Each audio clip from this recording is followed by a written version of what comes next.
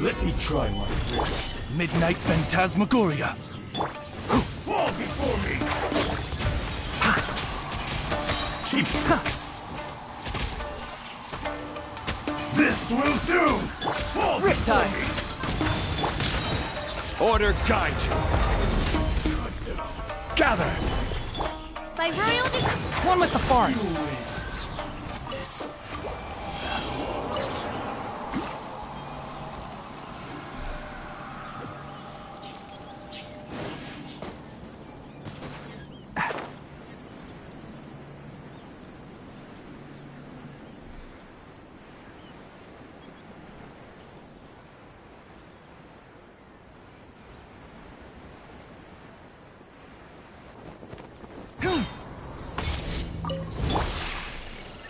Solidify! Can't see.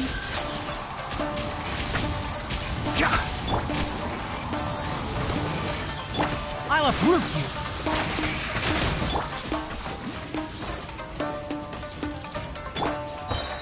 Stabilize! I will have order! wings of darkness. Come, sever the... One with the forest.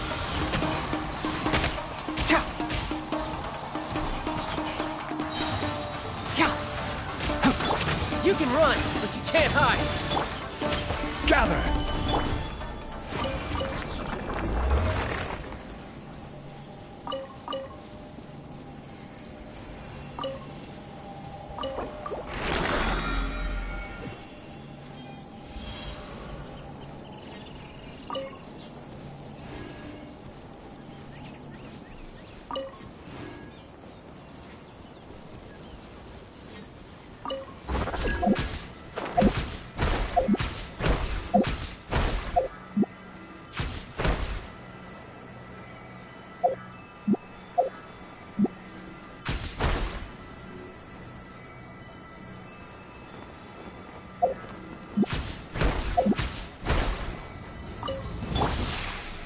Stabilize!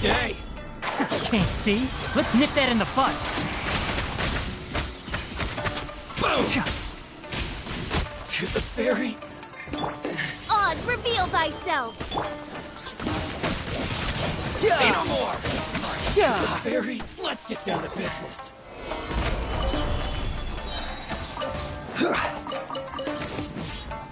My blade! This is order! Riptide! I hear everything!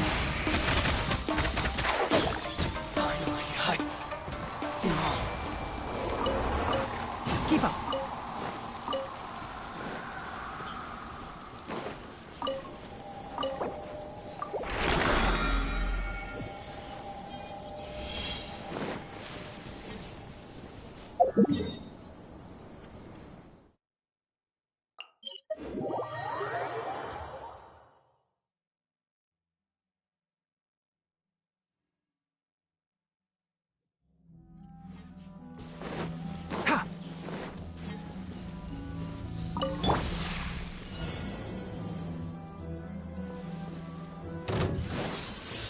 Solidify!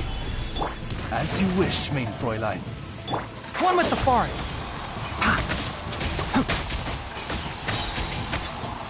Let's nip that in the bud. I summon thee.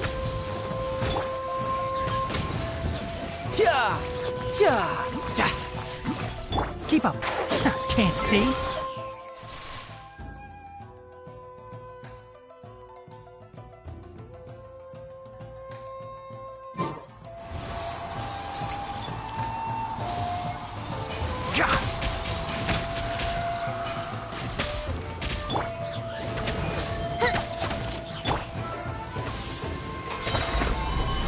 Order guide you!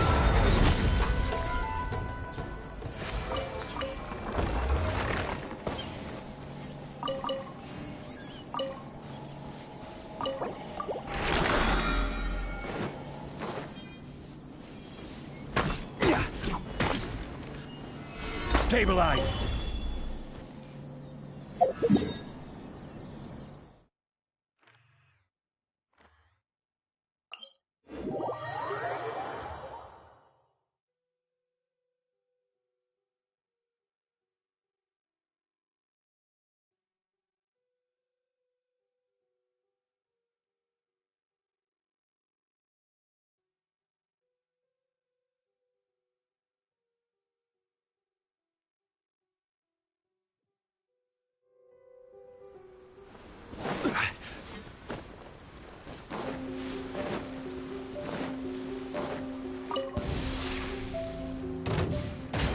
You can run, but you can't hide. By royal decree.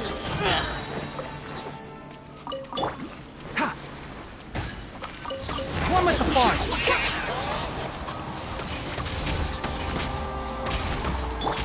Midnight Phantasmagoria! I'll uproot you! Gather!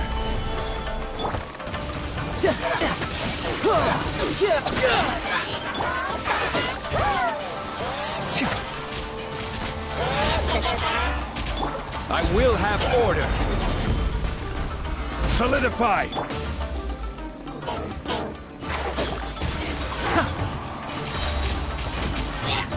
Riptide. Let's nip that in the bud!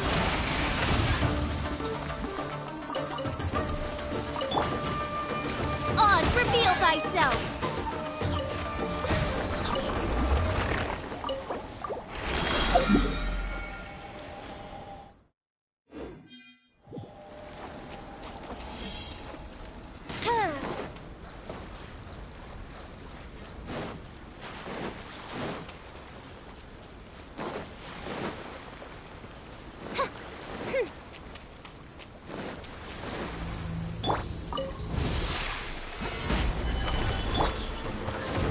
Enshroud!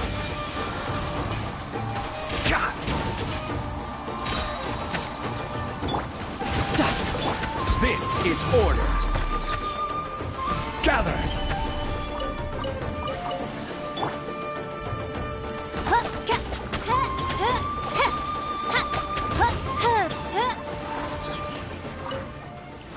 As you wish, main Fräulein. I'll uproot you!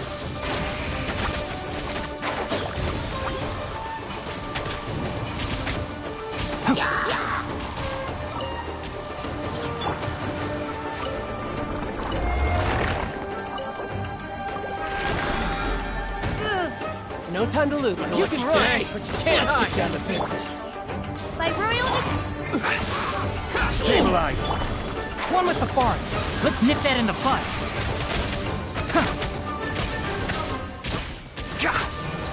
To the ferry! Order guide you! The ferry?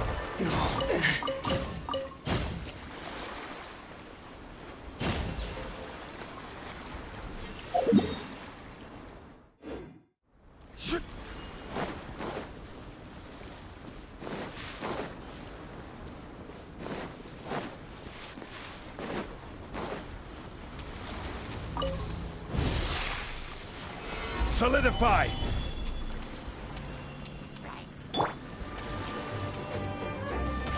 Midnight Phantasmagoria. I hear everything! Keep up! Enshroud!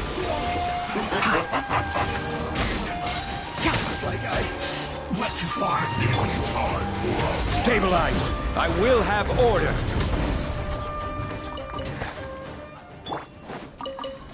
Oz, reveal thyself. Riptide. Solidify! I'll uproot you! One with the farce! Order guide you! This is Her Majesty's gift. Gather! Midnight Phantasmagoria! I hear everything! This body belongs to ice and snow.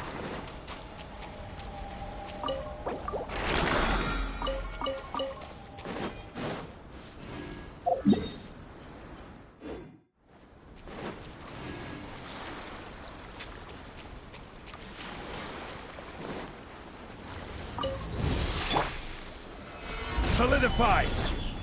Enshroud! God! By royal decree! Brace yourself! This is gonna hurt! One with the forest! I will have order! Stabilize! Let's nip that in the bud! Enshroud!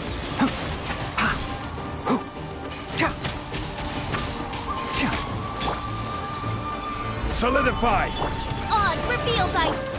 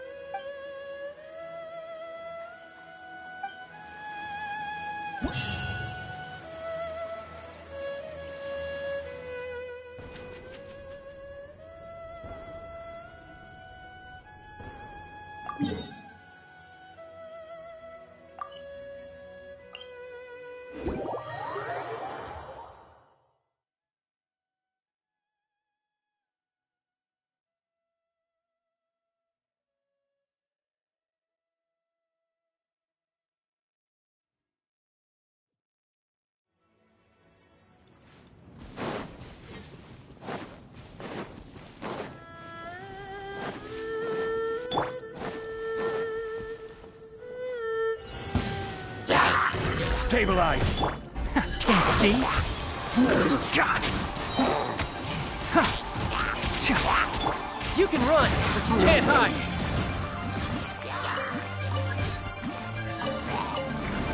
This is order! Solidify!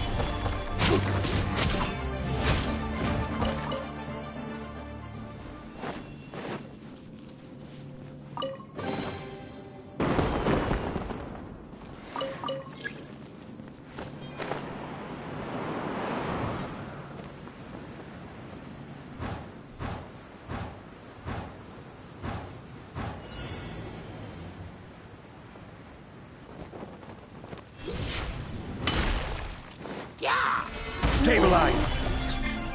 Midnight Phantasmagoria! Order guide you! Gather! Riptide! I'll uproot you! Enshroud! Gotcha!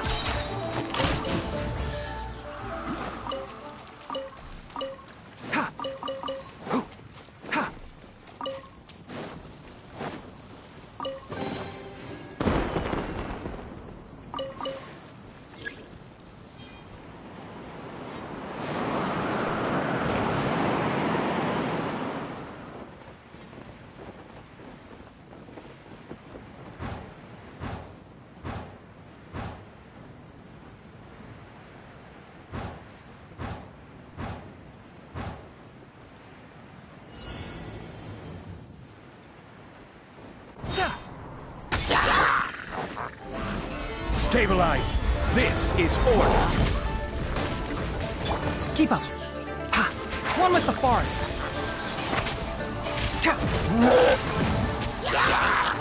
You can run, but you can't hide. Midnight Phantasmagoria!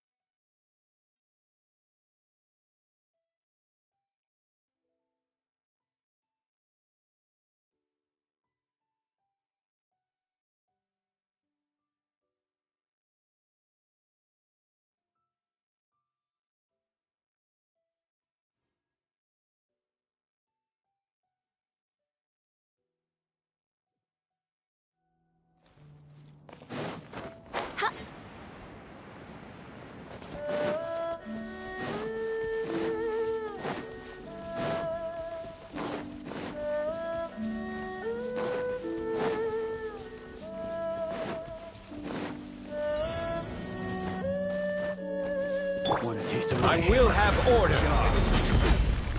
Gather! By royal decree!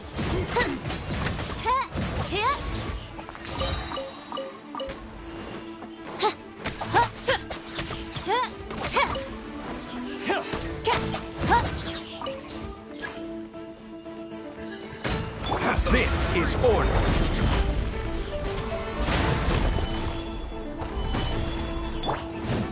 Let's nip that in the bud! Riptide!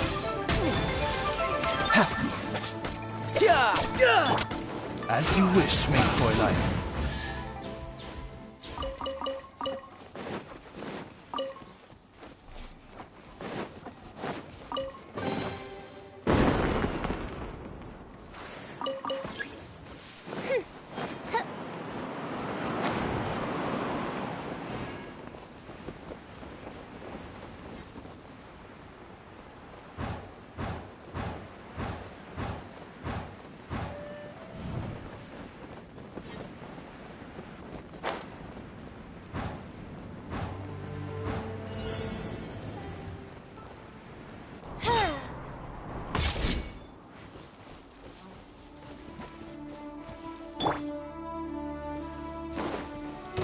Solidify!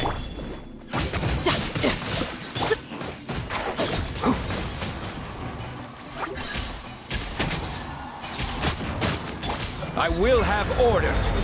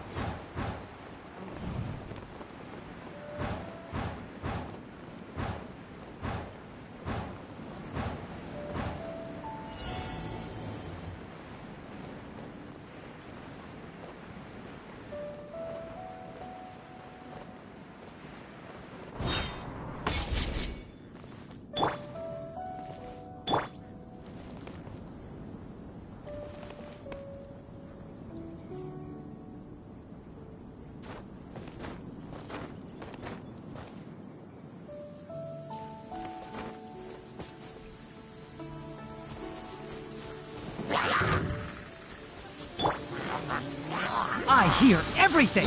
Ah! Can't see? That thunder's so loud. My head hurts. Shadow Raven, let night fall! Gather! Order guide you! You can run, but I'll uproot you.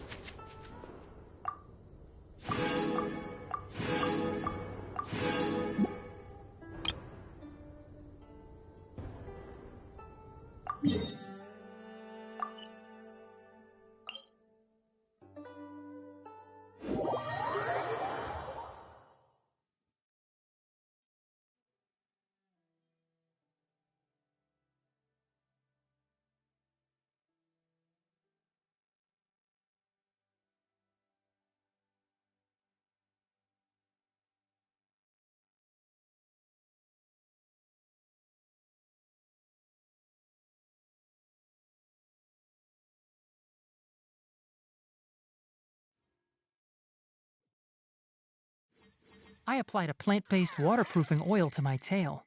One swish, and it's dry.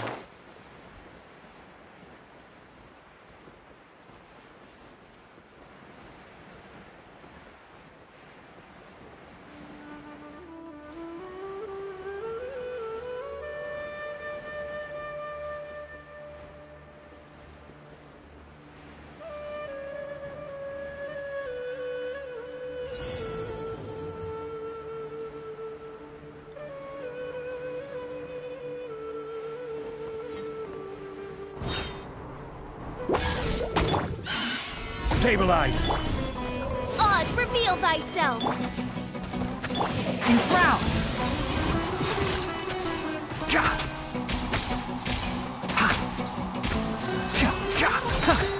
Let's nip that in the bud.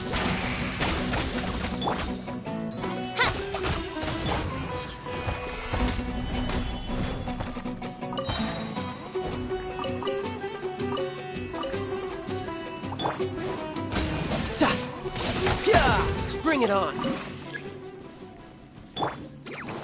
This is order. Solidify! You're mine.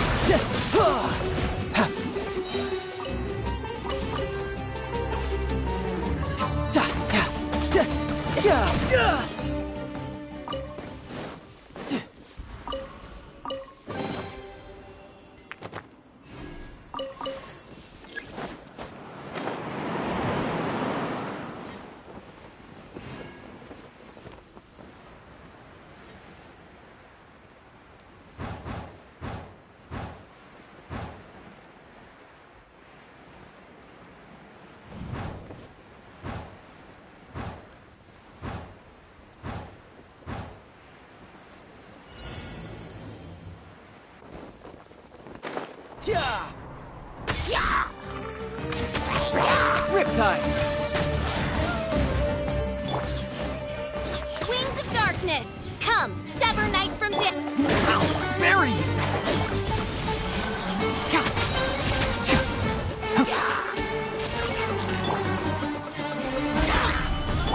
I'll uproot you! I will have order. By royal decree! Can't see?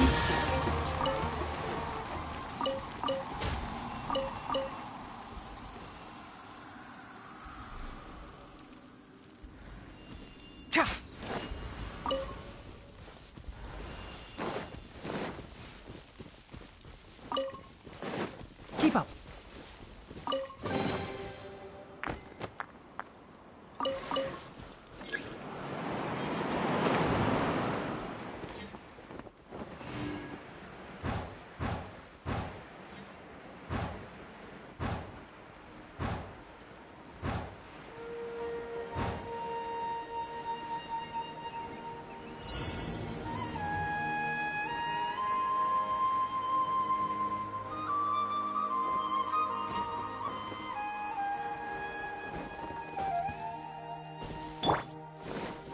Sucker for a looking for trouble.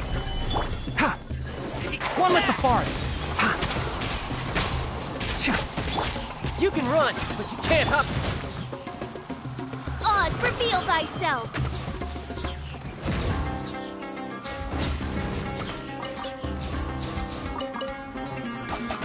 Well,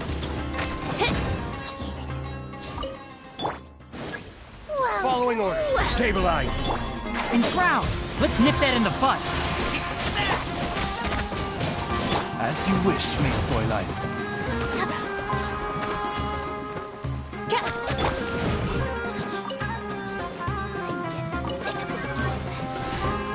One with the forest.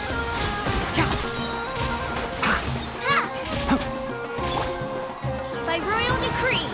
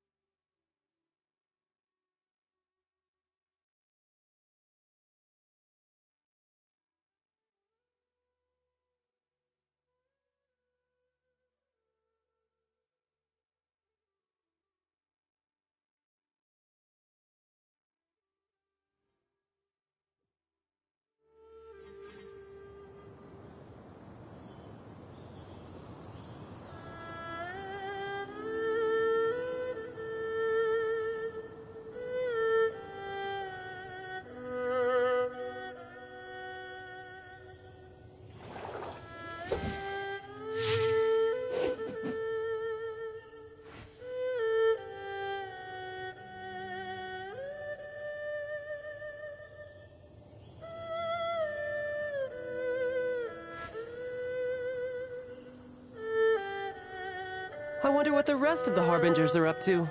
Plotting and scheming on an ever grander scale, no doubt.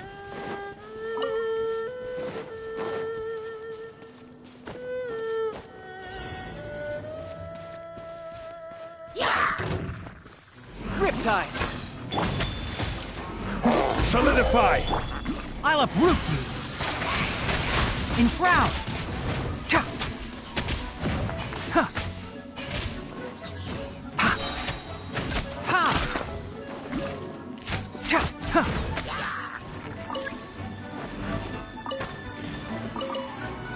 Let's Snip that in the butt. Order guide you. Stabilize.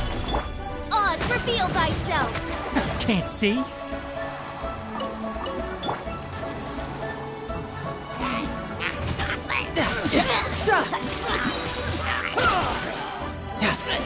Shouldn't let your guard down.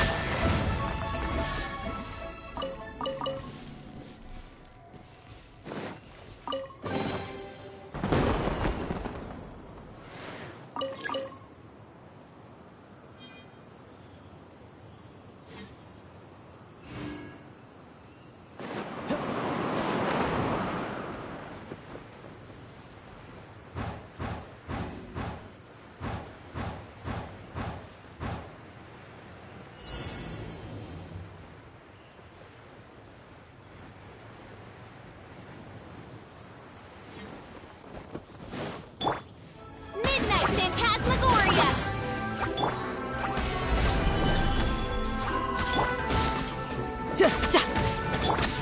Enshroud!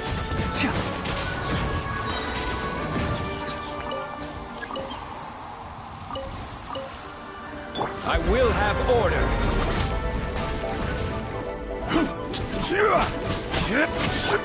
Can't see?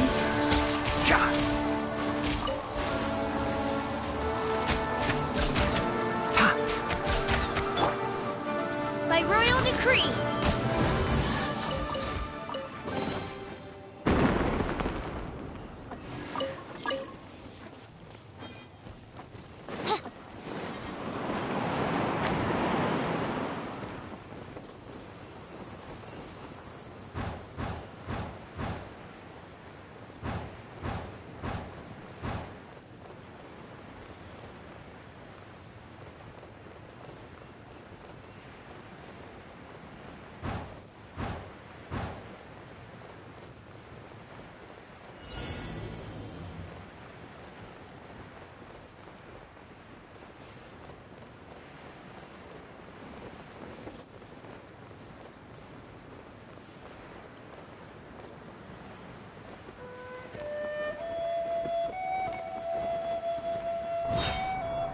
Oz, reveal. Keep up. I'll uproot you.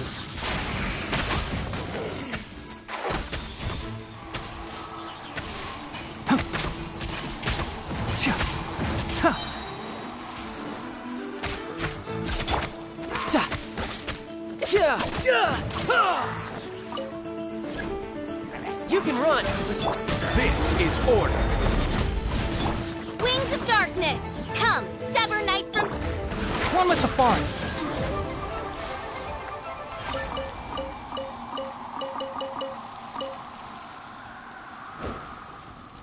Ha! Keep up.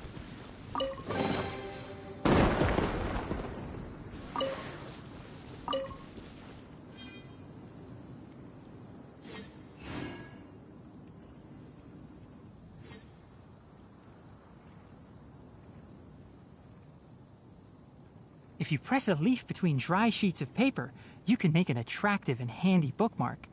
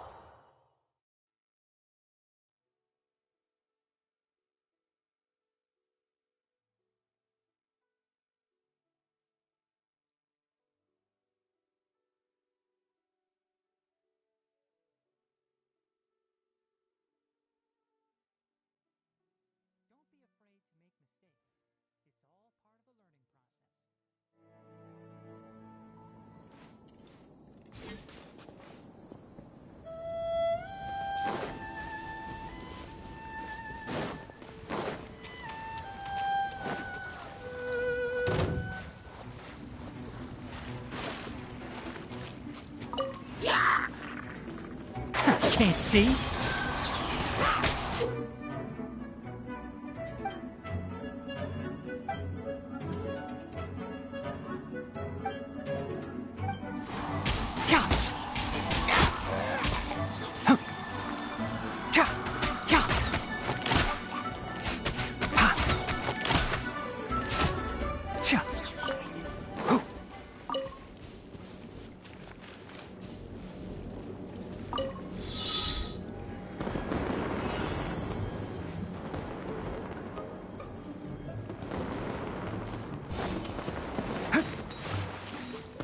Keep up.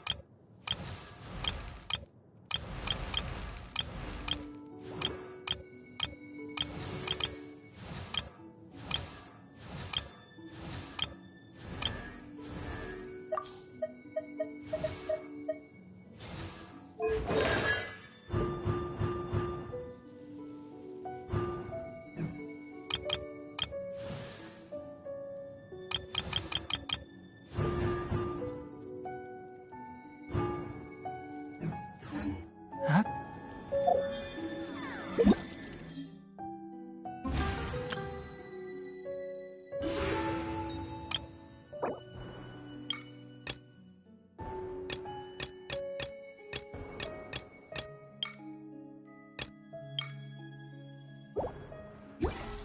Yeah.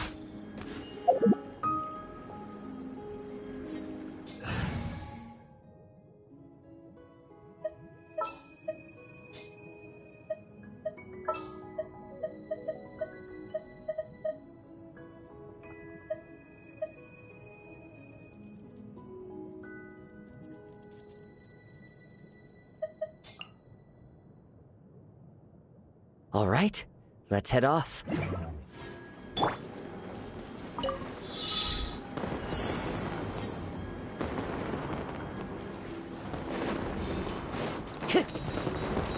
Time to go.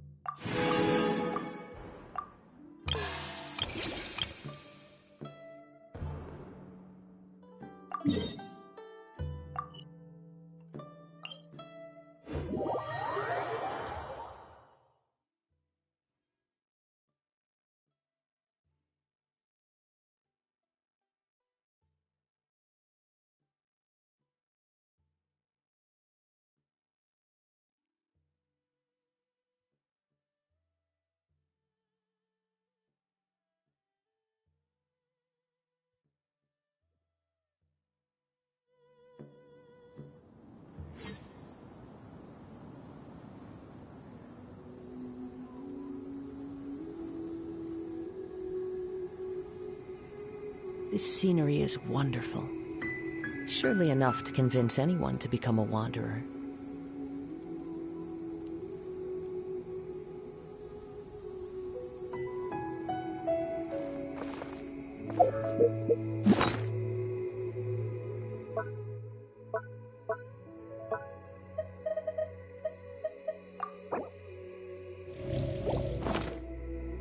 Time to go.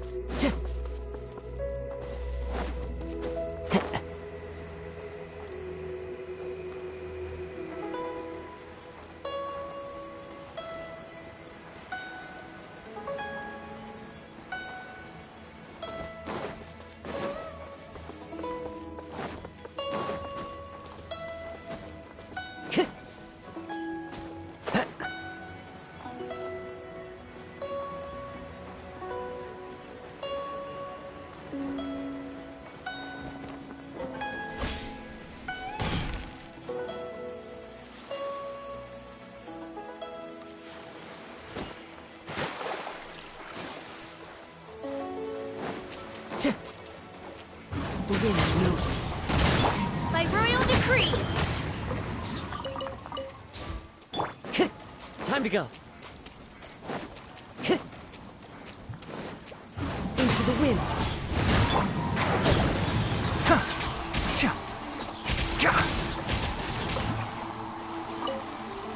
Time to go. The wind knows me.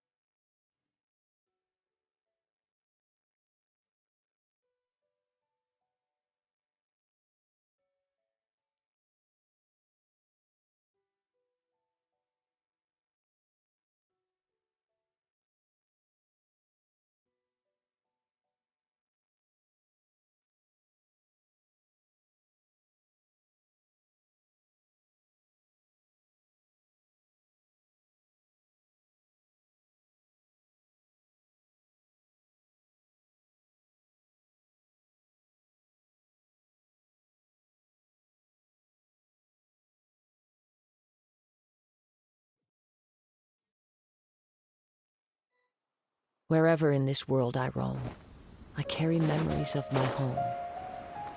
This blade, it is the last link I have to the land of my birth.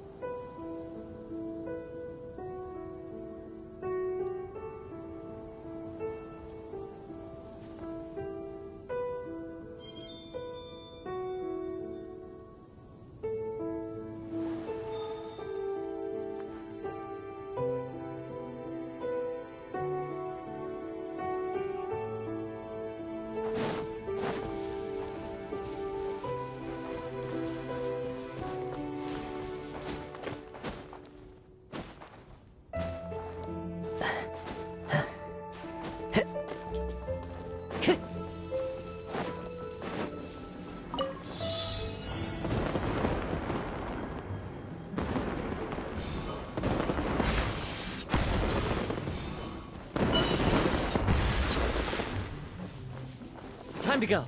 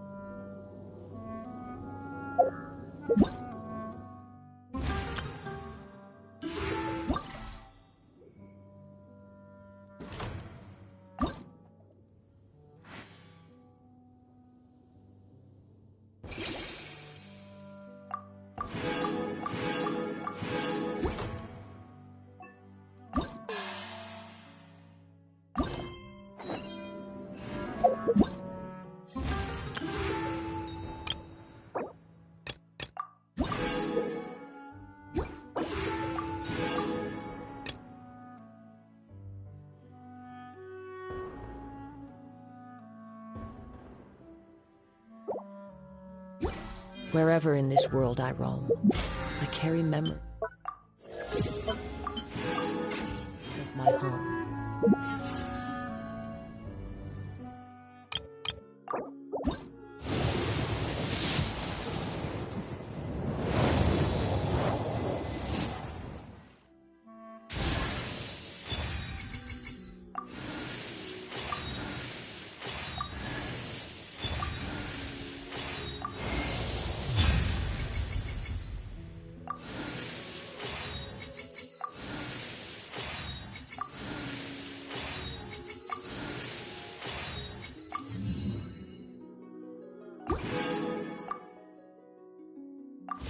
This blade.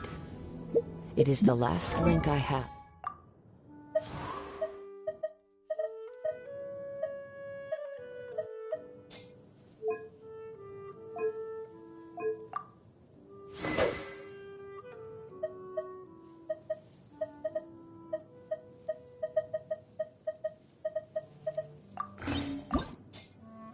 To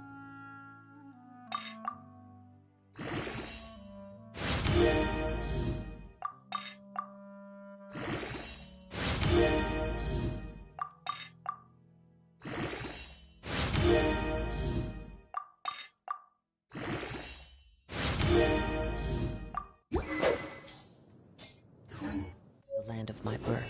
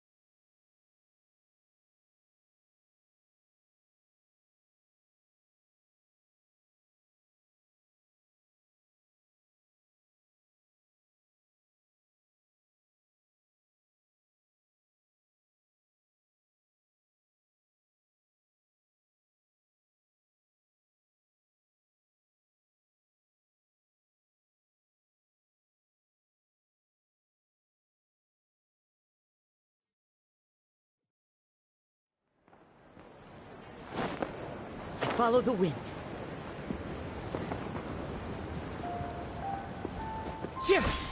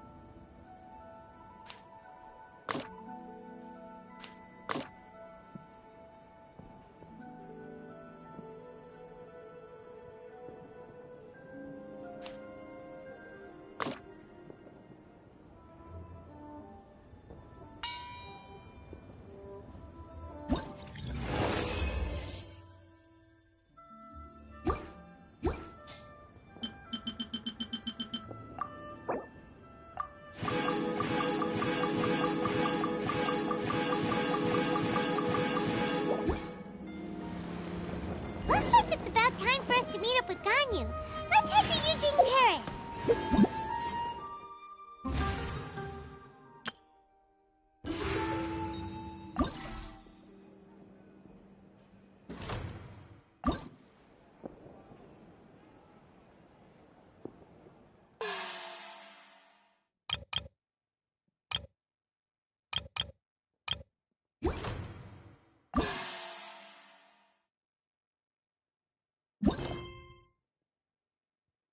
This scenery is wonderful. Surely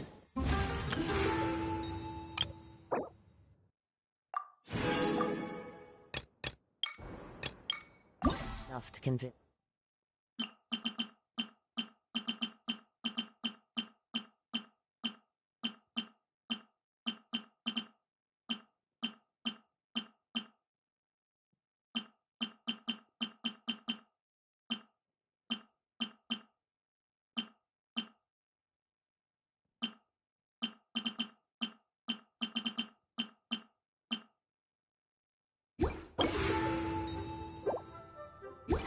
Anyone to become a wanderer.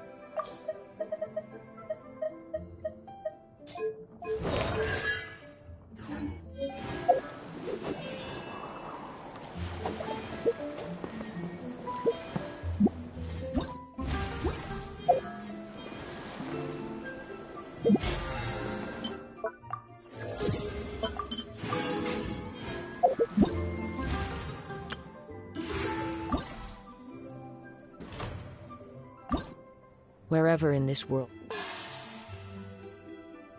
I roam.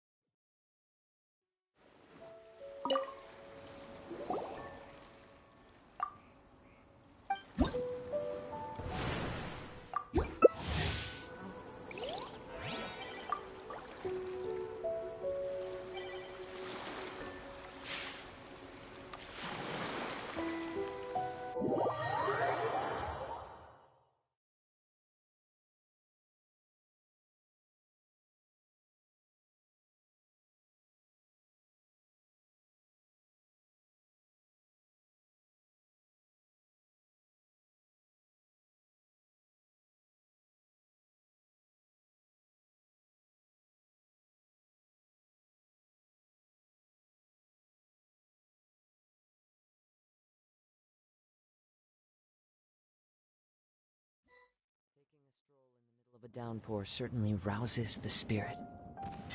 But it's best to dry your clothes as soon as possible after the rain stops.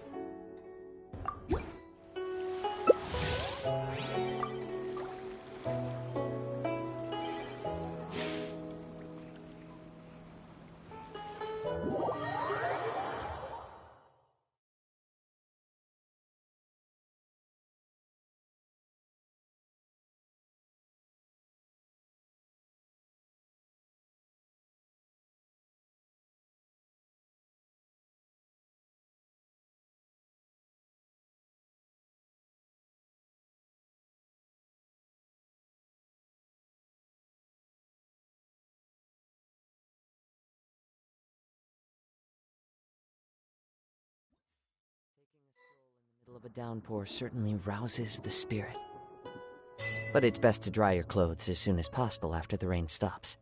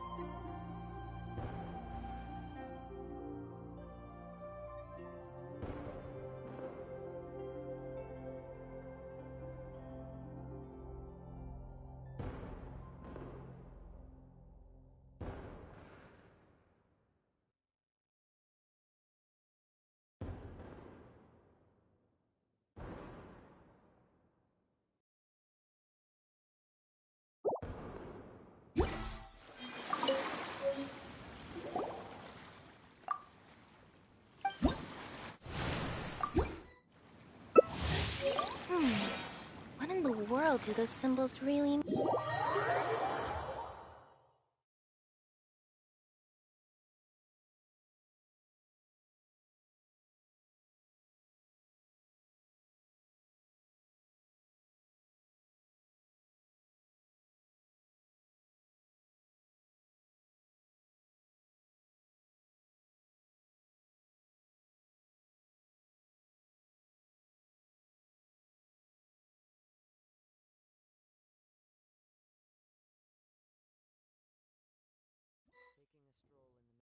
Pour certainly rouses the spirit. But it's best to dry your clothes as soon as possible after the rain stops.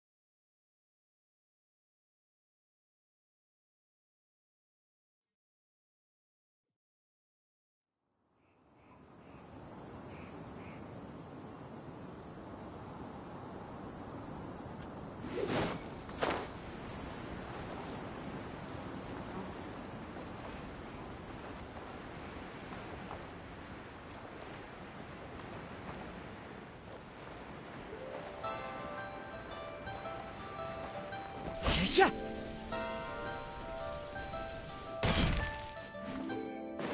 Time to go.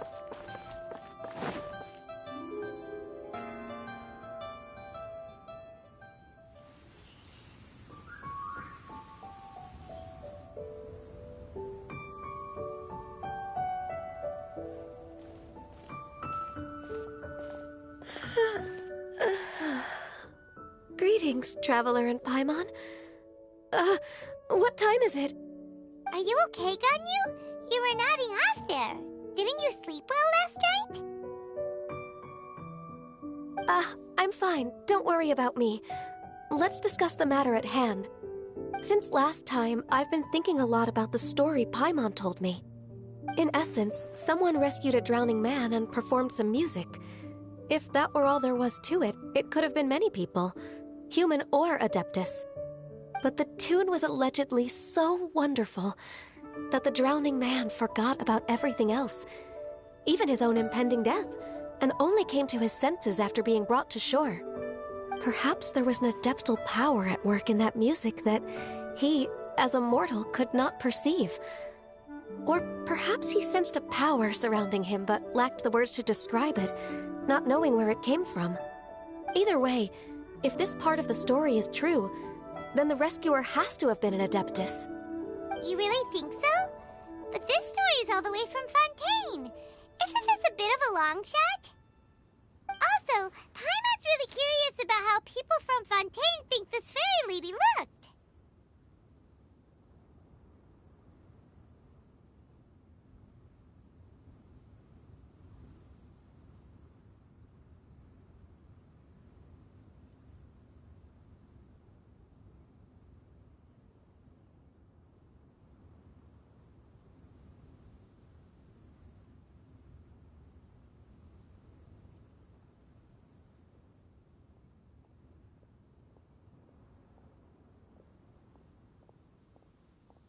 Ooh, like a crystal fly's wings? That would be pretty cool. But Paimon definitely can't imagine any of the Adepti looking like that. Actually, Ganyu, if you had to save a drowning person, how would you go about it? Huh? Me? Well, I'd get them to the shore, and then I'd probably hide behind a tree and watch them for a while. Once I was sure that they were going to be okay, I'd slip away without a sound.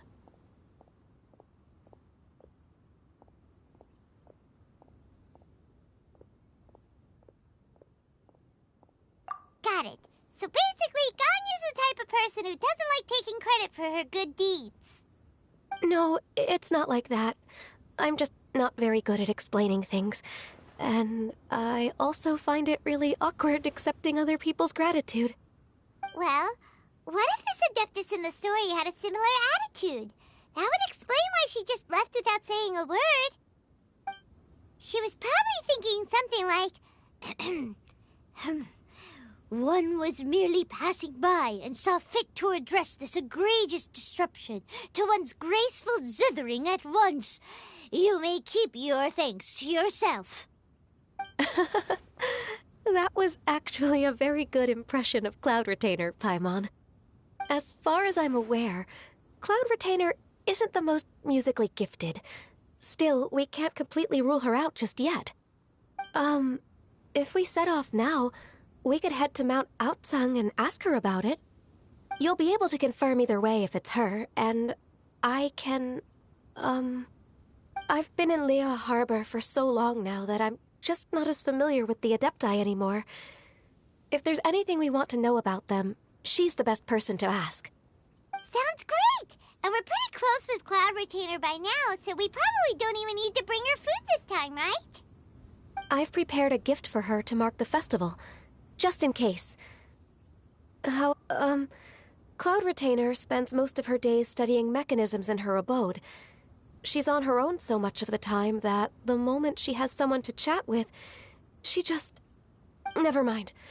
I promised I'd help Mr. Dvorak, and now that I've made the contract, I can't be having second thoughts. Traveler, Paimon, let's set off for Cloud Retainer's abode.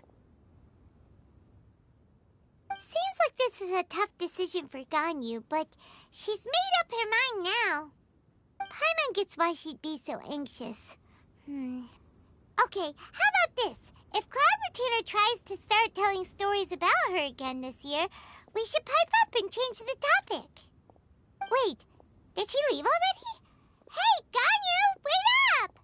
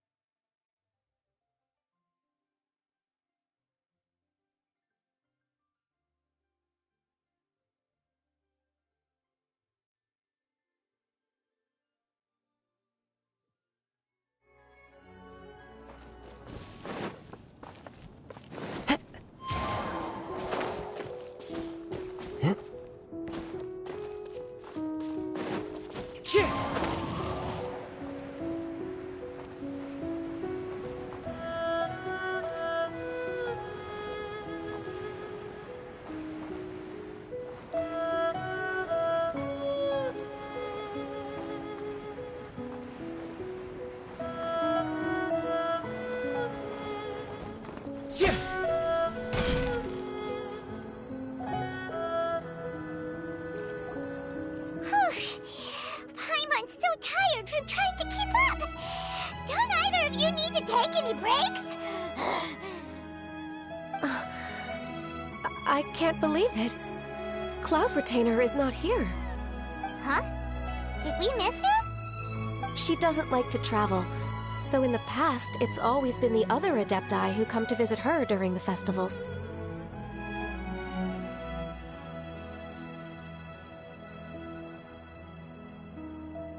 Somehow Paimon doubts that anything could cause serious trouble for her. True. Now that I think about it, Cloud Retainer would be quite capable of taking care of anything on her own. There's no need to worry about her. Since she's not here, I guess the next step is to check all the other Adepti abodes, one by one. Uh-oh. Will it involve a lot more traveling?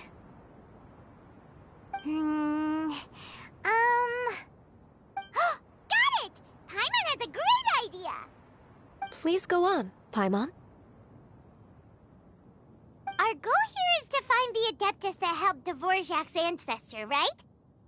We can't hear any music right now, but if she's really as nice as the story suggests, she'd definitely come to help anyone who was drowning, right? Yes, I think that's fair to say.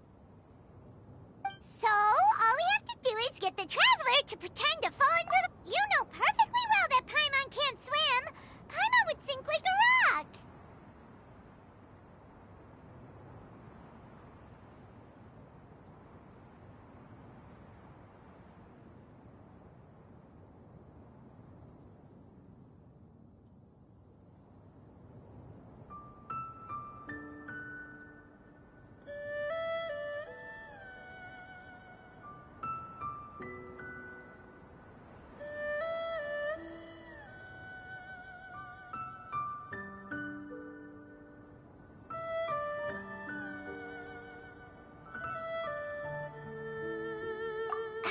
Just trust Paimon!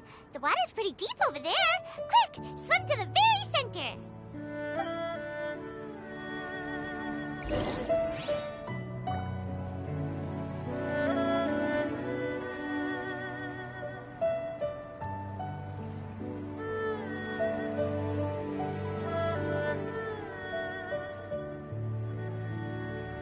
This scenery is wonderful.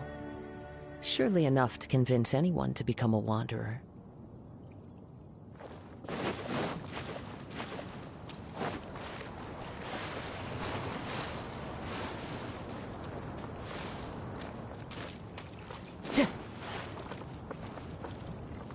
Time to go.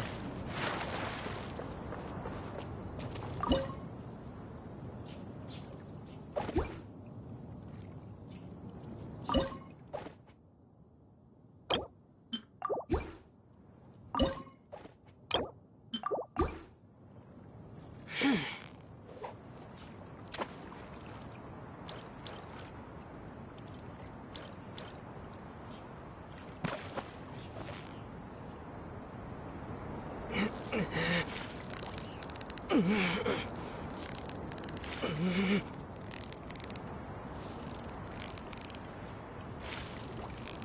close, so close! Stay cool! Wow, Paimon's stomach is rumbling already!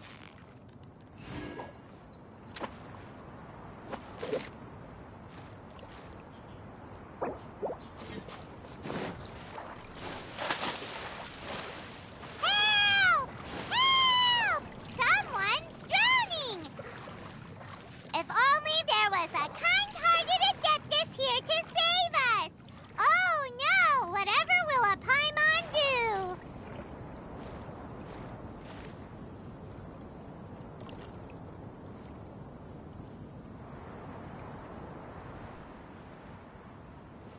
What is going on?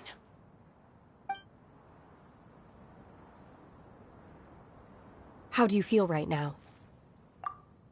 Shenhe! And the Conqueror of Demons. Why don't you say something? Please don't make Okay, fine. Paimon will explain. We're looking for an Adeptus who's good at being a lifeguard, but if the Adepti aren't gonna stay home, then how are we supposed to find them? It wasn't me. Yeah, so this Adeptus is most likely a woman. And I am not an Adeptus, as you both already know, Traveler and Paimon. Okay, no way Paimon would have suggested this idea if she'd known how awkward this was gonna be. Glad you're okay. As far as I know, the one you seek is no Yaksha. And one last thing. Your actions here caused others a great deal of worry. Do not repeat them again in the future. As ever, the Conqueror of Demons comes and goes, just... Right. I didn't... How's your training going, Shenhe? Have you made any plans for Lantern Rite? We could spend it together in Liyue Harbor if you'd like. Oh, I had planned to spend the festival with Master this year. However... Oh, speaking of Cloud Retainer, when did you see her last? Earlier this morning, she set off for Mount Hulao at dawn. I noticed she was using an Adeptus art of some kind to protect a mechanism that looked like a boiler. Maybe it was a gift for Mountain Shaper. I did not inquire. So we just missed her. Please excuse me for a moment. I think I'll leave the gift in her abode. Sure. Thank you. It sounds like Ganyu and Shenhe have gotten a lot closer recently. Yes. During the summer and winter, I continued to train with Master. In the other months of the year, I have been learning to adapt to human life in Liyue Harbor. Ganyu arranged accommodations for me in the city, and also recommended several work positions for me. But when I try to blend in by referring to her as Miss Ganyu or Lady Ganyu, like the others, she says I mustn't address her like that. Sometimes I'm supposed to copy other people, sometimes I'm not. It's a little difficult to keep track of everything.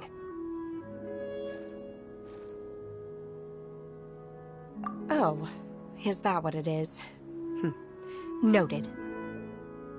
So, you came looking for Master today because you wanted to ask her about the Mystery Adeptus. Is that right? Yep. Oh, speaking of that, have you ever heard any music while out training in the mountains? Music? What is that? It's... a kind of a happy or relaxing sound. Or, a nerve-wracking sound. Or even a terrifying one. Okay, I'm done. I also left her a note so that she knows where to find us. We won't miss her again. Yay! That's really helpful. Thanks! We were just talking about this thing called music, and based on Paimon's description, I do believe I hear it every day. Please follow me. Oh, really? Great, let's go!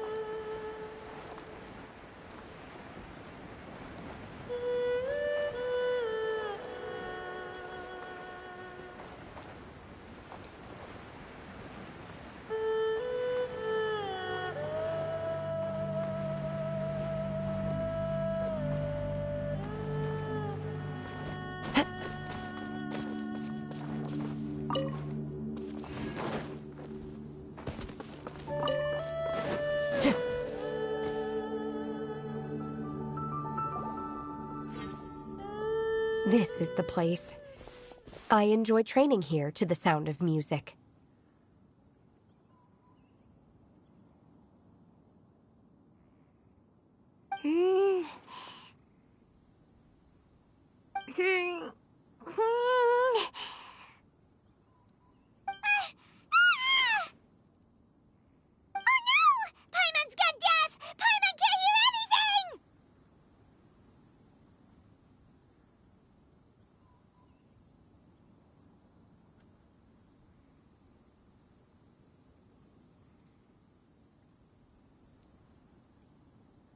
Oh, whew! Paimon hasn't gone deaf after all! Paimon heard you when you just spoke. Anyway, where is this music? The faint sound of birdsong, the quiet murmur of the streams. These are relaxing sounds.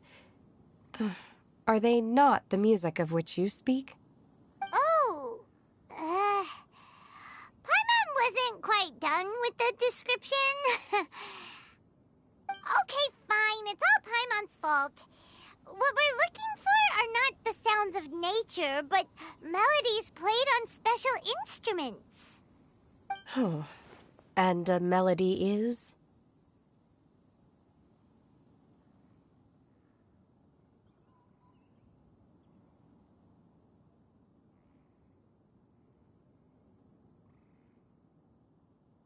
Huh? Hey, why don't you just sing that one melody Shen has heard before? It'll probably help her to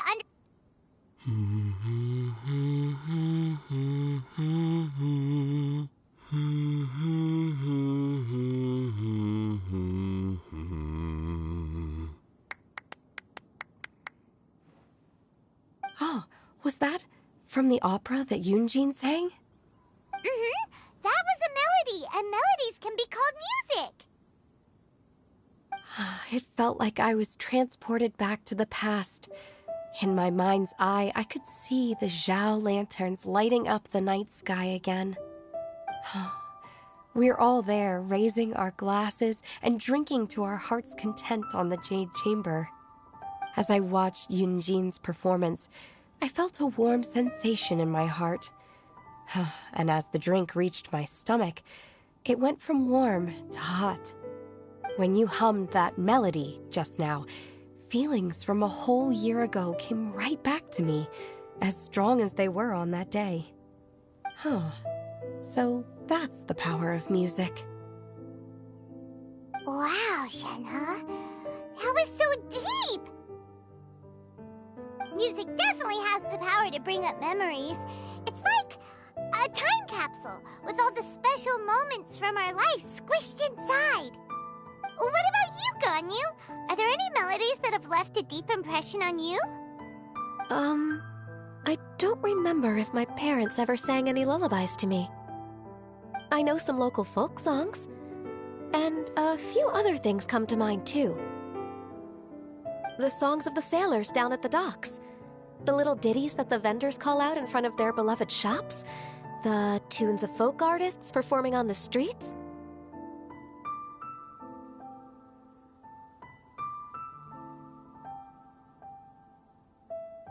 Yes, that's right. In the past, whenever I heard the sound of those tunes, I always felt that they were worlds apart from me. Nenny and Liyue probably view me as a non-human.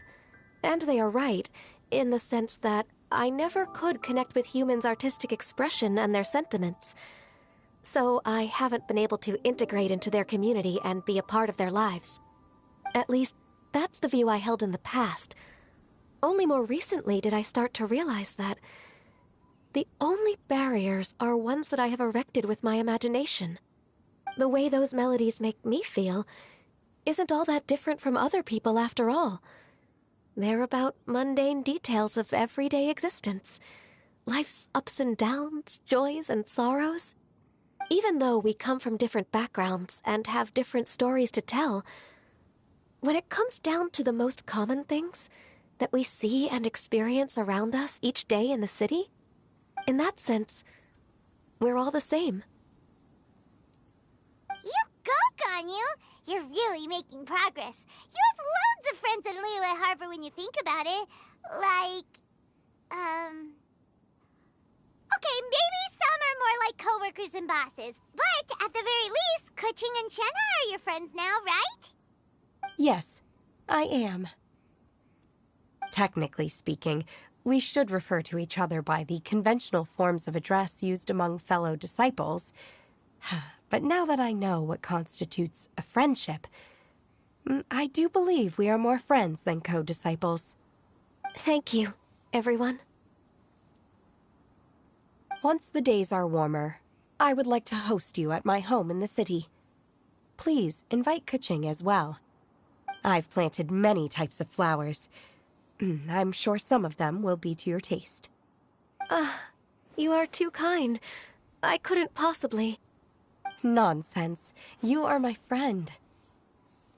I have cultivated and cared for the flowers just as you taught me. Once you've seen them for yourself, I am sure you can advise me how to do an even better job next time. I will save some for decoration. We can feast on the rest. Then, thank you in advance. Wait, what is that saying again? If you insist? Do people say that? I'm not completely sure either. It doesn't matter, okay? You got the point across. No need to split hairs. Paimon's more concerned about your idea of a girls' night out. Eating flowers? Really? Does this have anything to do with you both being the disciples of that illuminated bird?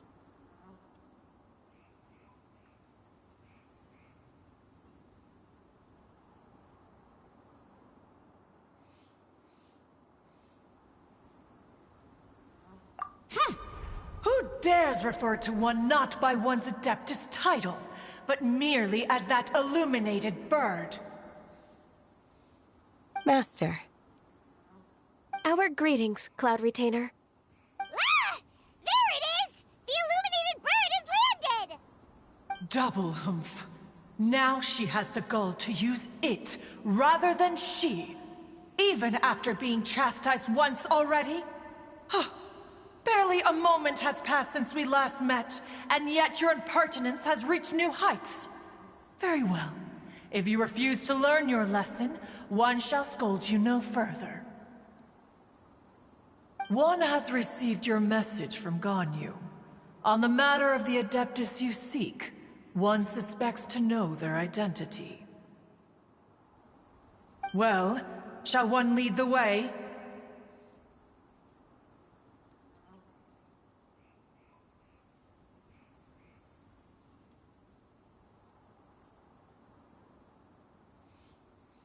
I still have to complete my training for today, so I will bid farewell to everyone here.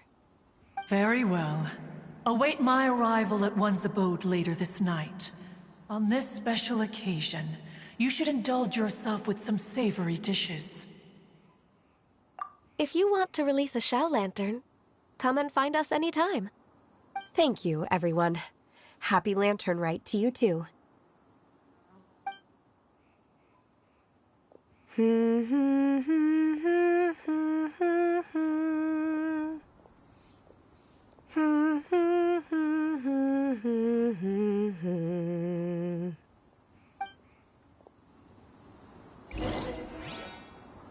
Time to go.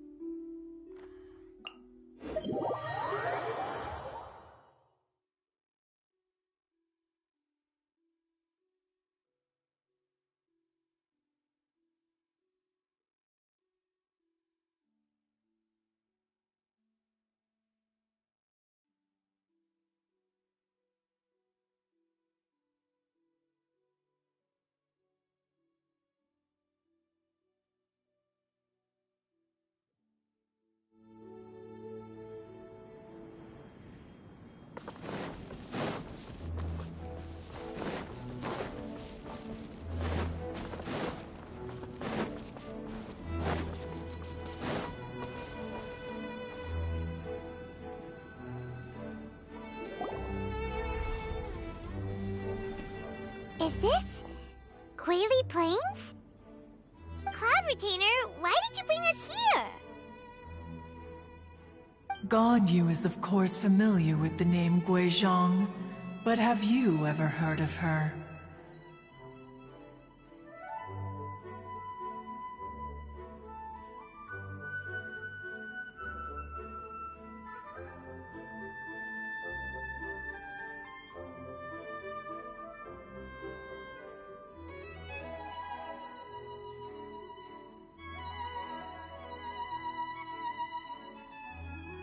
Guizhong is another name of Agentis, the god of dust. She was extroverted in nature and adored social gatherings and inventions alike. Long ago, this region was yet a prosperous assembly. Guizhong often invited her friends to visit her home, reserving for us seats around the largest stone table. Sea Gazer would always bring out his latest treasure and place it upon the table. He could be quite the braggart. Though usually a mild-mannered fellow, when it came to those collectibles he was so fond of, he always loved to show them off. Paimon remembers that name. So that's what Sea Gazer was like. He was an old friend and a former rival. One has many memories of him. Once he had brought out the treasure, it would predictably become the center of attention. Neither Guizhong nor One was content to let him just steal the spotlight. So we would then also present our proudest mechanical creations. As Adepti, we were each gifted in our own ways, and naturally proud of our accomplishments in our respective fields of expertise. As a result, One often quarreled with Sea Gazer. His treasures were not even of his own making. He just used his exploration skills to dig them out of the ground. How, pray tell, could he compare to me, when every single one of One's accomplishments were crafted by one's own hand? Cloud Retainer, you are getting competitive again. One digresses. Regardless, every time an argument occurred, Guizhong would come over to watch us during our mutual lambastings. On some occasions, she would join in, and on others, she'd take one of us by the limb and start uttering the most ridiculous nonsense. What kind of nonsense? No kind of nonsense were we spared.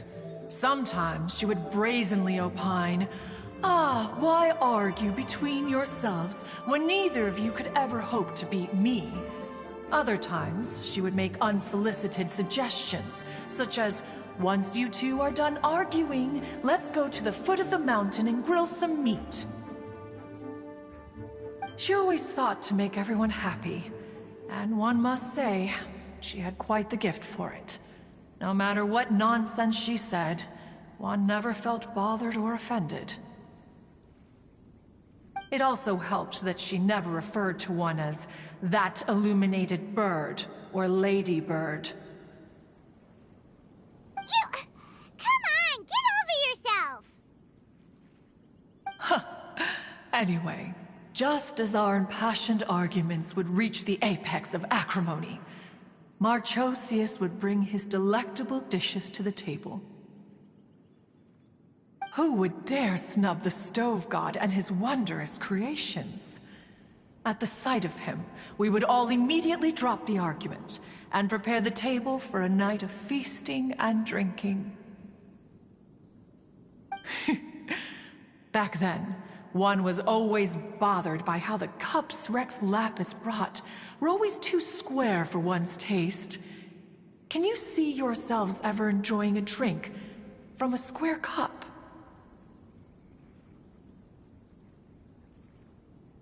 Then you are most tolerant, but that is its own virtue. Even One could never find fault with Marchosius's cooking. As we ate, Guizhong would continue to find topics for conversation. table with humor and laughter. Each of those old fossils had their character flaws and points of obstinacy.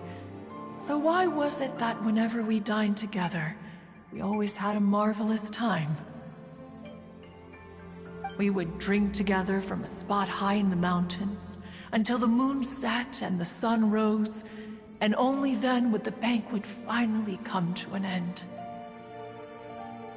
Streetwood Rambler would often remain to admire the flowers with Guizhong before returning to her own abode.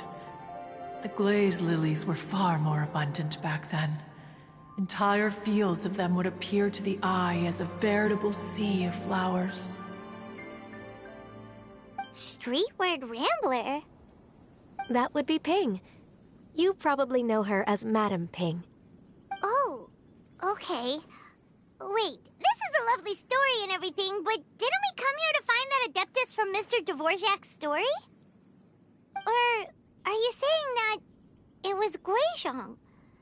Didn't she, already, Alas, long has one avoided this place for precisely that reason. The sights here are a reminder of a time long gone, and evoke much sorrow. One should have guessed that you would disrupt one's poignant moment of mourning with your incessant questioning. No matter, one will share the whole story with you now.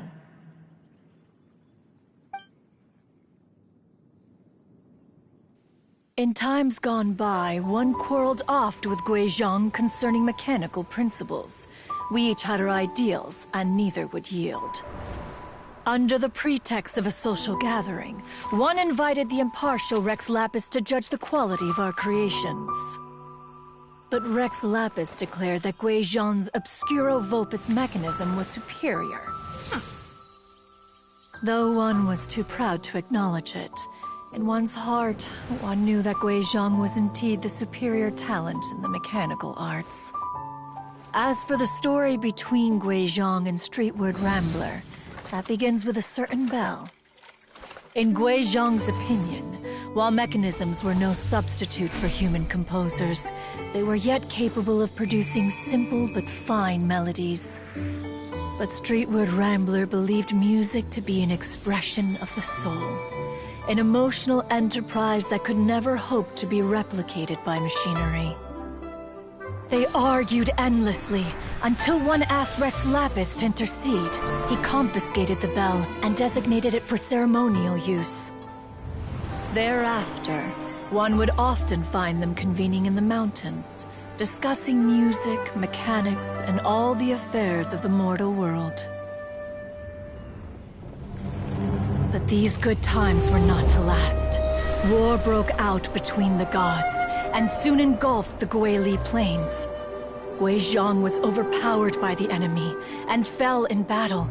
When Streetwood Rambler and I arrived at the scene at long last, all that remained among the ruins was her lifeless body. After this, at Streetwood Rambler's request, Rex Lapis granted her the cleansing bell for safekeeping.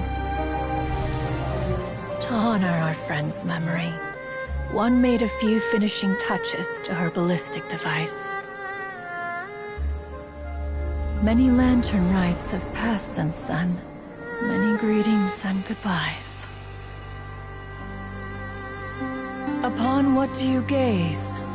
The Guili Plains? No.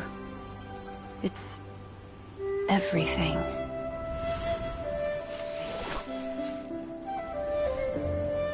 We think of human life as like a lantern that's lit one minute and extinguished the next. But are we Adepti so different? Perhaps as dust settles after a storm, we too must one day return to the world below.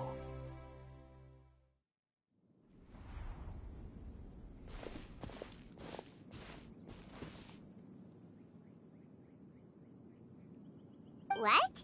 You have loads of friends, and you seem pretty chatty.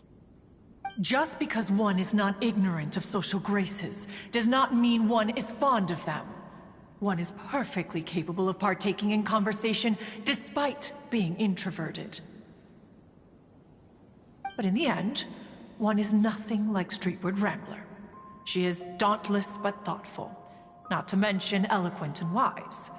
Moreover, her friendship with Guizhong was far greater than one's own. Back when they were rivals, they would often compete against one another in the realm of musical composition. That cleansing bell was one of Guizhong's proudest works, having the ability to both compose and perform. Wait, that's weird. Didn't Madame Ping say she pestered an old friend for that bell?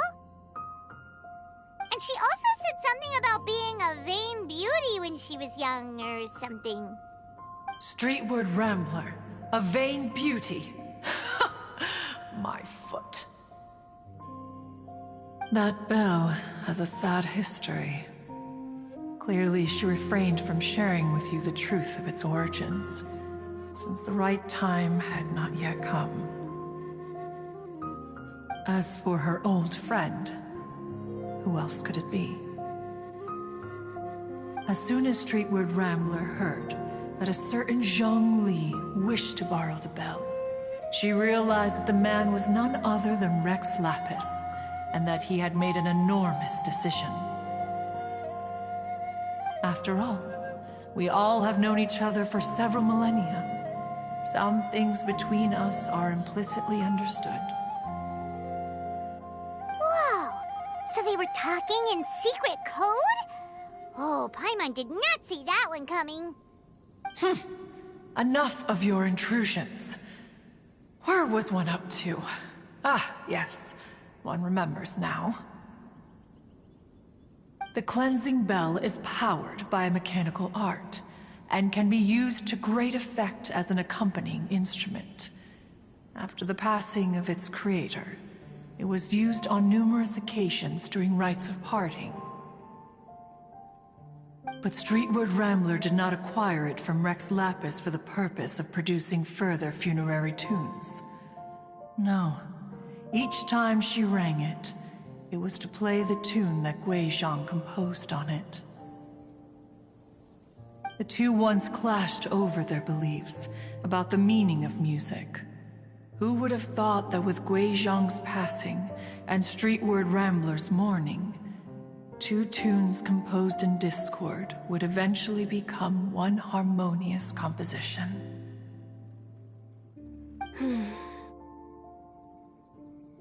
Once upon a time, Streetward Rambler also loved gatherings, liquor, and music. But after Guizhong passed, she preferred her own company. She could often be found sitting alone at a mountain summit, contemplating and reminiscing with her zither. The music would go from mournful to soothing to impassioned. Many years passed before she finally composed a melody to her satisfaction. In celebration, she played the tune to the clouds. Regrettably, one has only ever heard her play that tune once. Which brings one back to the matter you've been investigating. Perhaps it was during that performance that the ancestor of your Fontaine friend fell into the water and was saved by Streetward Rambler. But if she was so happy with the melody, why would she only play it once?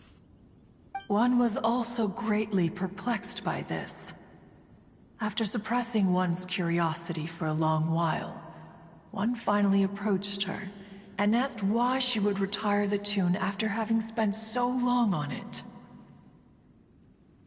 In response, she said, "Though the strings that played that melody survive, the one who inspired it is gone. Tell me, Cloud Retainer, when the one attuned to my soul is no longer here, who else could hope to understand this tune?" Aww, poor Madame Ping. I just remember being taken care of by you when I was young. Once the Archon War came to an end, I stayed behind in Liyue Harbor to honor my contract. Although I met Guizhong a few times, I never knew anything of this particular story. Gui Zhang was quite the visionary, but tragically passed before her time. Her manuscripts still lie unfinished in the realm of clouds. Blank pages give one cause for contemplation on what might have been. Had you not decided to search for that mystery Adeptus, perhaps these stories, too, would have been lost to the sands of time. As of now, you know the truth. That the Adeptus who rescued the drowning man was none other than Streetwood Rambler. Do you intend to discuss this with her?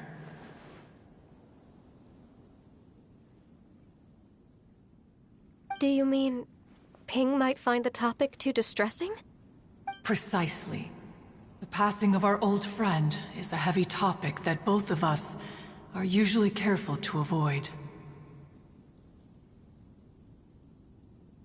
If I may be so bold, Cloud Retainer, could it be that this is just your own personal opinion?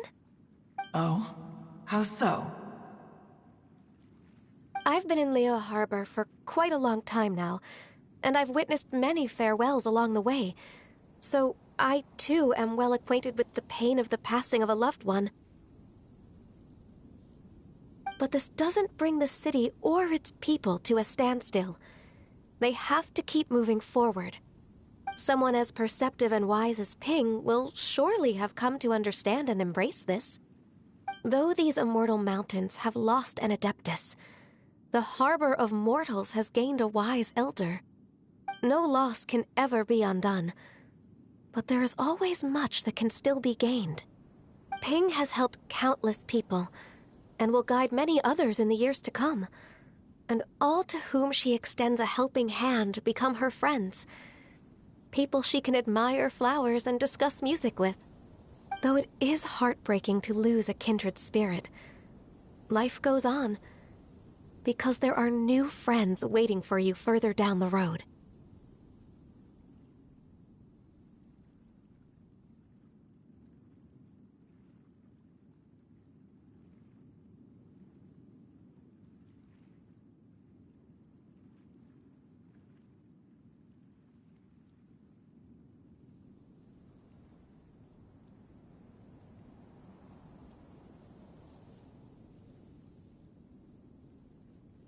We even asked Madame Ping what she thought about adding a music festival to this year's Lantern Rite. When we get back, why don't we just ask her if she'd like to perform? Maybe we can even get her up on stage. You youngsters and your imaginations. Why don't you come with us?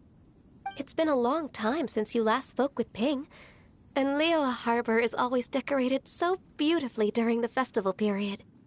Is not every Lantern Rite the same in this regard? Were there ever anything new to discuss, one in Ping could meet any day of the year. I disagree. Each new day and each new year is different from those that have come before. How long will you simply let them pass you by?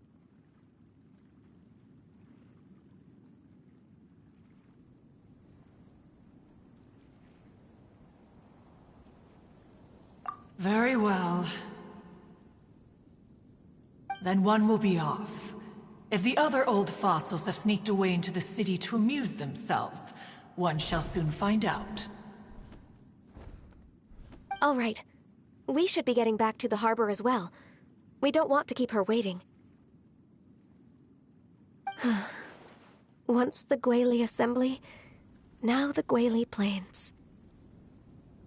Say, if we planted flowers there, and cared for them carefully enough, do you think that one day we'd be able to recreate the Sea of Glaze Lilies?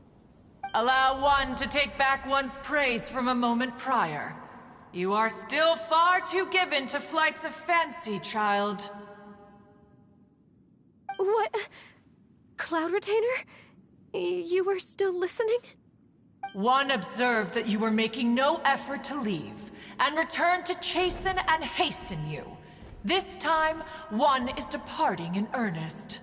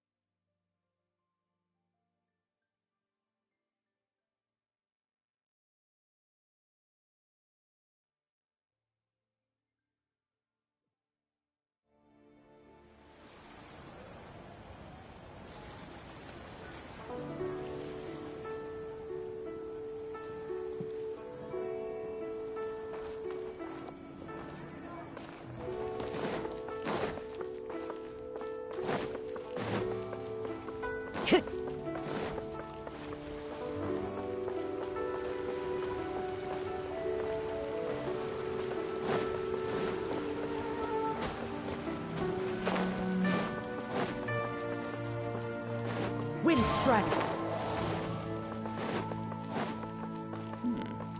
This is a peaceful neighborhood.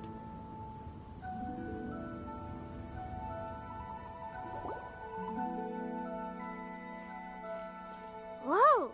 Madam Ping? And Cloud Retainer? It appears you made haste after all.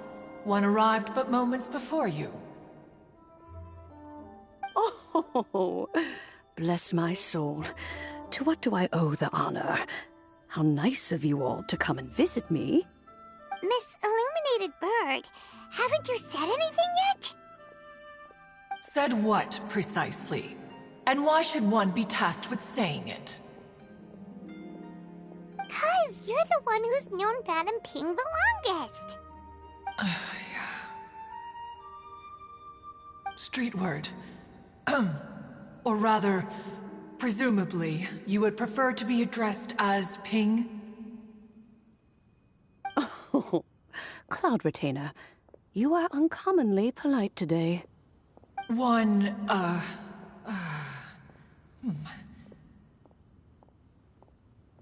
Given that Lantern Rite is almost upon us, the weather in the city is most pleasant, and a sweet floral fragrance lingers in the air. Ganyu, please continue from here. Huh? All right. So, this all started because we were trying to help Mr. Dvorak find the Adeptus who saved his ancestor's life.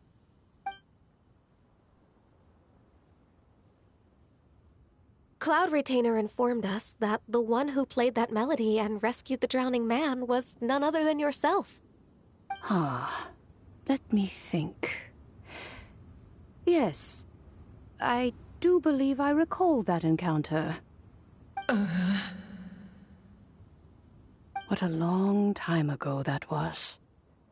I'm surprised that you still remember it. Even more astonishing, perhaps, is the fact that this story has survived this long at all, when mortal lives are so very brief. It appears that she has proven herself right once again. Who's she? We like to call her Guizhong. From the look in Cloud Retainer's eyes, I sense that she has already told you all about her. Albeit reluctantly, one might add.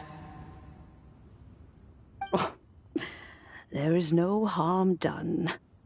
After all, Lantern Rite's very purpose is to commemorate the heroes who gave their lives for Liyue. Although Guizhong did not live to see the splendid sights of today, she was as much a hero as any other. So how has she proven herself right again exactly? Once upon a time, she said to me that humans were a weak form of life that she wished to protect with her wisdom. But as she interacted more and more with them, her opinions on them began to change. She marveled at the beautiful complexity of their spirits, the sheer splendor of all they could accomplish through their hard work and intelligence. She told us that to underestimate human potential would be to make a grave mistake. With the smallest amount of guidance, enormous power can be unleashed in them. And a human who has reached their full potential may well be her equal. Someone who could have as much to teach an adeptus as to learn from them. She always had a way with words. That her mechanical accomplishments were judged superior to one's own was, one suspects, in large part due to her sheer eloquence. Speaking of mechanics, Cloud Retainer, do you still remember that potted plant mechanism? The one that the two of you gave me as a gift? Of course. Guizhong and One both put an immense amount of effort into that gift. It would be no overstatement to call it a testament to each of our individual technical genius. As Guizhong once said, it takes every blade of grass and every flower to make a homeland.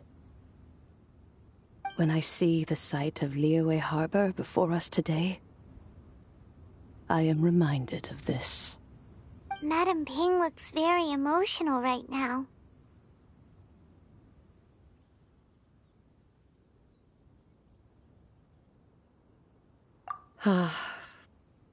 Of all of us, it was Guizhong who was the fondest of these grand and exciting occasions. If she were still with us, I'm quite sure she would still be trying to best Cloud Retainer's finest works at every opportunity. Liyue Harbor is always filled with the sound of music at this time of the year. If she were here, one is certain that she would seek you out to discuss and debate the virtues of various melodies. Oh yeah, music! We've been dying to ask. What was the melody that you played back then? Oh, also, with you being such a music expert and all, why don't you join the concert as a performer? I can make arrangements right away. Oh, as much as I don't wish to dampen your enthusiasm, it's been a long time since I played this zither. My fingers don't have the dexterity they once did, and whenever I play that tune, it always reminds me of her. I start wondering what she would think of the changes I have made to her melody. There was a period of time whenever I started strumming, it almost felt like she was back again. Sitting right there on the stone stool next to me, chatting away. Skybracer and Seagazer too, looking just like they did in the old days. No matter how much time goes by, the moment that melody starts playing, it transports me right back to that time in my memory. So the past still weighs heavily on your heart? Well, I would be lying to myself if I claimed to have completely moved on. But that is not to say that grief doesn't get easier with time. Despite the sadness, I have found many things that bring me joy in life. It is simply the nature of the world in which we live that even if one wished to mourn for an eternity, it would be a nigh impossible feat. Just look at this potted plant. Isn't it stunning? It takes an honest and open mind to confront and conquer grief. You have indeed made progress. Be that as it may, I shall leave the lantern rite stage to the youth of today. Well, if you're sure. Granny! Whoa, what's everyone doing here? Did something bad happen? Ah, and now we've spooked Yanfei. No, everyone's just here to give me their regards for the holiday. Oh, that's wonderful, I'm glad. Well, in that case, happy Lantern Rite, everyone!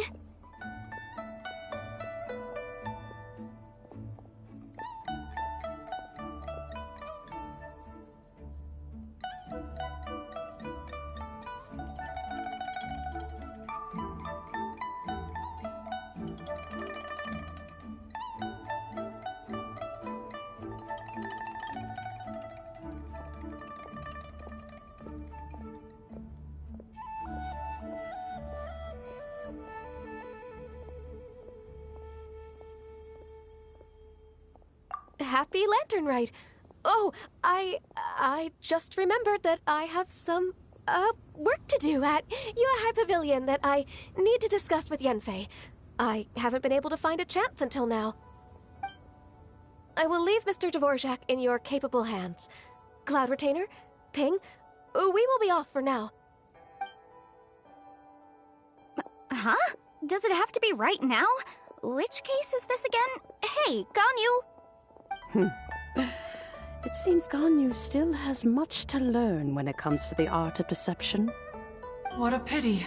She has learned nothing of one's ability to carry a conversation. Since it's been so long, Cloud Retainer, why don't you stay? I'll make a cup of tea and we can chat a while. Gladly. This was one's intention as well. When you next see the Fontaine musician, please give him my regards. I'd like to wish him the very best with the concert. You got it, Madam Ping! Thank you all. I think you've listened to enough of my nattering for one day. As for that melody, I will play it for you all another time. Goodness knows I need to practice it first. Wow, that'd be great! We'll look forward to it.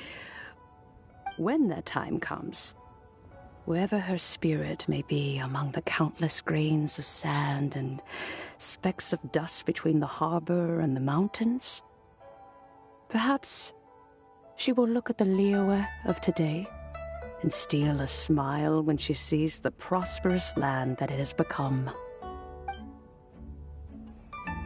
Alright, let's go tell Mr. Dvorak the news.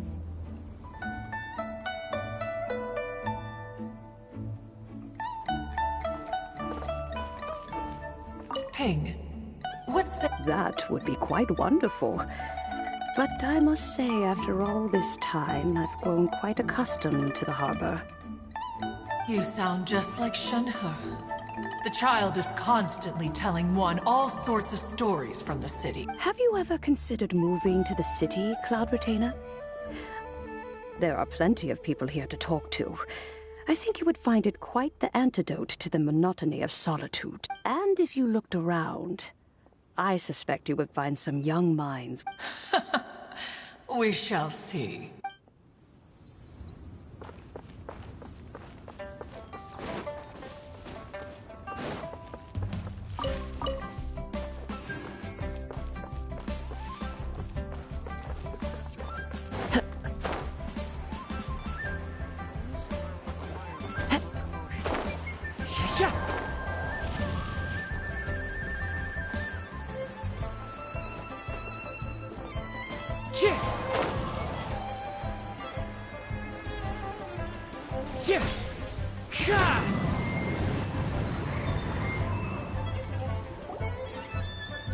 Mr. Dvorak! Ah, and Kuching's here too! Thanks for helping set all of this up. Welcome back. Did everything go well? Really, really well. We found the person Mr. Dvorak was looking for. Are you serious?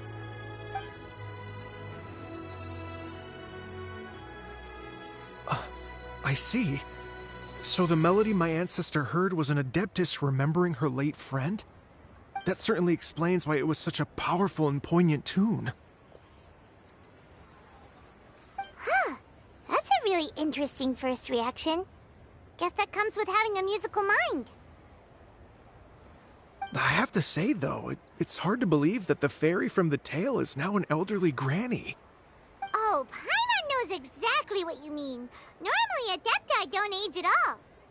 But Streetward Rambler, or Madam Ping as we know her, probably only became old because it's what she wanted for herself.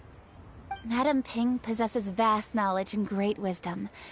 Whatever physical form she may decide to take, her mind and wits are as sharp as they come. Yep, Ka-Ching summed it up perfectly. That's exactly what Paimon was trying to say. I think... yes. I must thank her in person.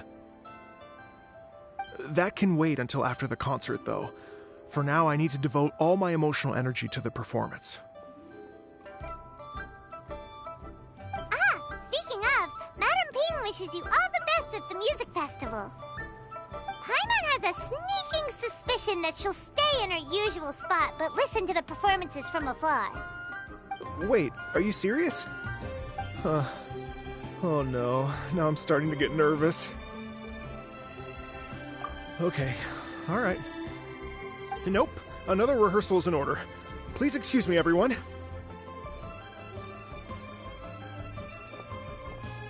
Mr. Dvorak? He's already gone. Paimon wasn't even finished telling him everything. Before we set off on our search with Ganyu, he asked Isabelle what music means to people. After our recent adventure, Paimon thinks we have a lot more to say about that now. Please, share your insights with me. Well, we found out that music can be used for good, but also for bad. It can make people happy and moved, but it can also be sad and bittersweet. And music is like a kind of memory written in people's hearts. It can put you in touch with feelings from a totally different time and place.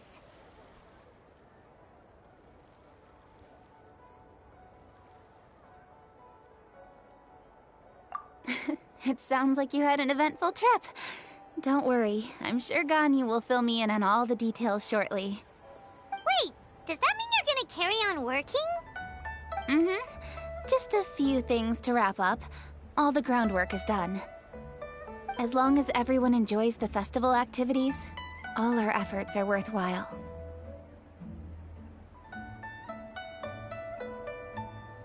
Happy Lantern Rite to you as well.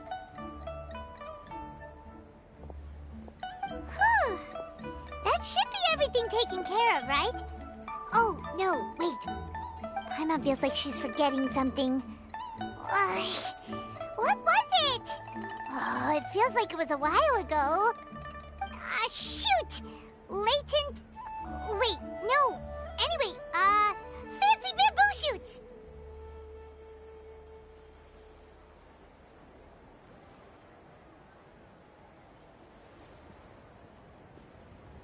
Zhangli said he wasn't in a hurry, so if we went now, there's probably still time, right? Anyway, even if we don't make it, it's not our fault. He could have totally picked him by himself. Ugh. Anyway, let's go check with him at Wangsheng Funeral Parlor.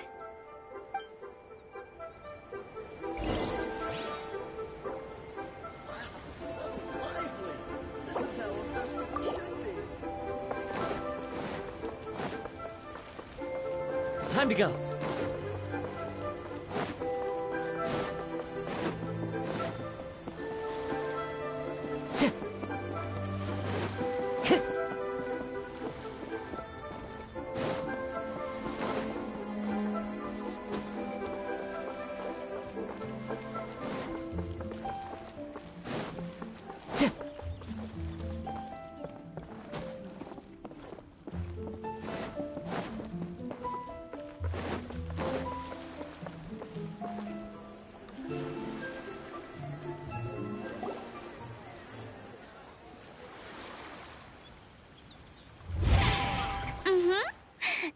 da da da da da da da da da. Da da da. Oh. All right, let's take a break here. Oh wow, look who it is! Are you here to hang out with everyone's favorite funeral director? So you're just casually practicing your rapping skills at the entrance to your funeral parlor? In broad daylight?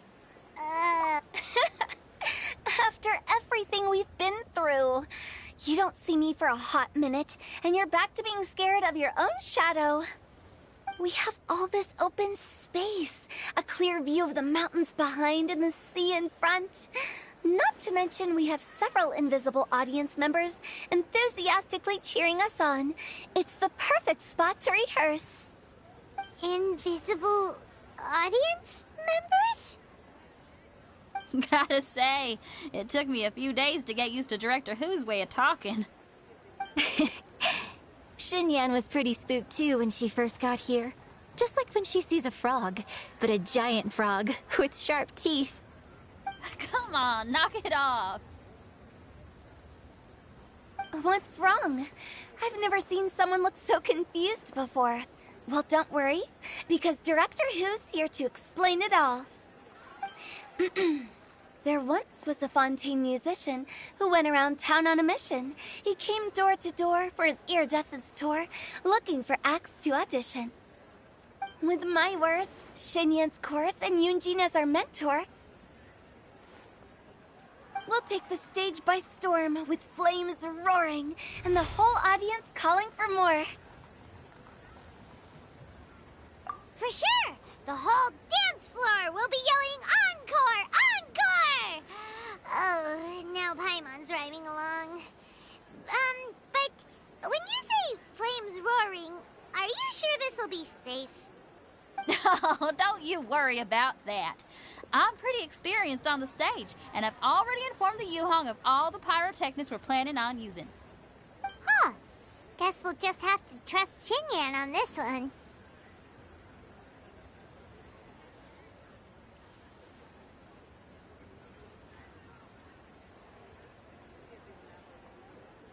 Oh, Zhongli. He took one of those fancy meal boxes and set off for the mountains. Said he wanted to pay a visit to some old friends. It's a real pity that he couldn't be around for this. As well as being a true connoisseur of traditional art forms, he's able to appreciate Xinyan's performances too. Yeah, that's right. Matter of fact, he was the one who first invited me to perform here. To tell the truth, though, I never thought I'd really find myself rehearsing here one day. Well, now you know. The Wangsheng Funeral Parlor is a great location. All of you are always welcome to come and hang out here, especially if you're in the mood to try something new. I can speak to that. Hu Tao is always full of fun surprises. And jump scares. Actually, Xinyan, I have some lyric ideas for your part. Do you want to go through them together? Sure thing. I'm all ears. Oh, Traveler in Paimon, I believe Zhongli was heading to Mount Hulao, so make sure you're hiking up the right hill. When you see Zhongli, please pass on this message to him. It's up to him whether he wants to support us at the performance tonight, but I expect him to make time for the upcoming banquet we're planning. No excuses. You should join us too. It'll be a riot. If there's one thing I've learned from being a funeral director, it's how to throw a party.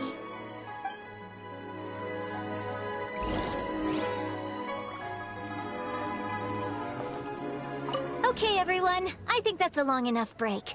Let's take it from the top, shall we? Ms. Yoon is such a strict mentor. These breaks aren't even long enough to have a sip of tea. Well, you were desperate to get involved, and this is what it takes.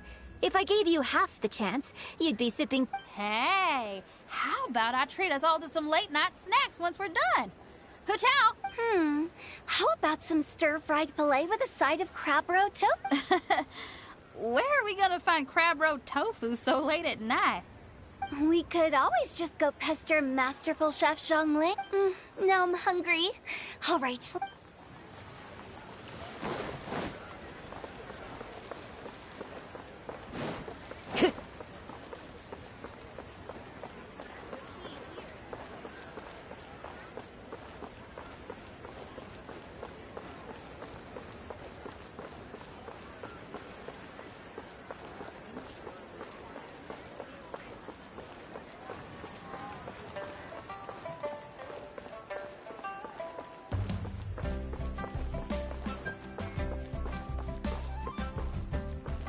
Time to go.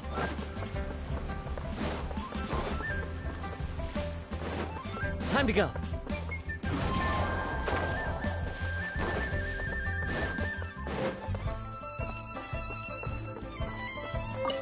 Ping, what say you That would be quite wonderful. You sound just like Shenhe. Have you ever considered... And if you looked around...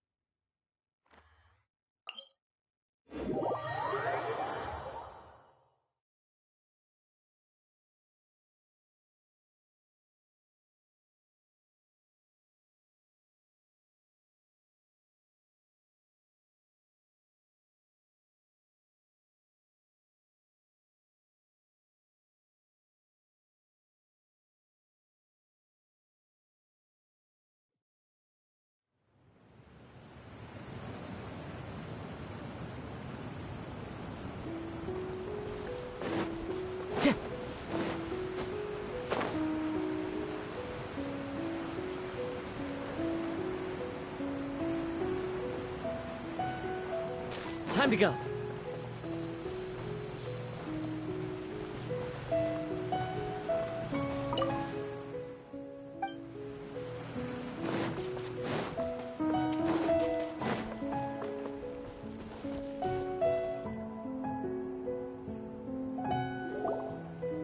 Paimon sees them! It's illuminated deer! And illuminated... A familiar face. Have you come from Liyue Harbor? How is the city nowadays? Everything's great!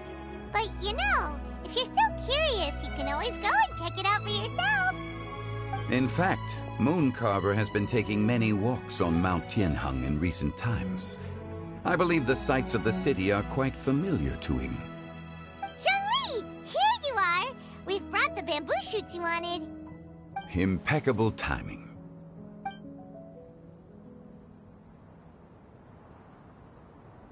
Traditionally, bamboo shoot soup ought to be slow-cooked for many hours on low heat. Using Adeptus arts to hasten the process is something of a shortcut. Wait, that mechanism... is that... Indeed. Cloud Retainer kindly lent me her supreme cuisine machine. Can we not just call it a cooking machine? Actually, never mind. She seems to take a lot of pride in her mechanical gizmos, so it's probably best if Paimon doesn't go changing the name willy-nilly. I trust that you found the answers you were seeking during your recent journey. Excellent. The past should be remembered, but not overly dwelt upon. Our journey should be seen as a means to take on more from the world around us. When the bamboo shoot soup is ready, I must insist that you try some for yourself.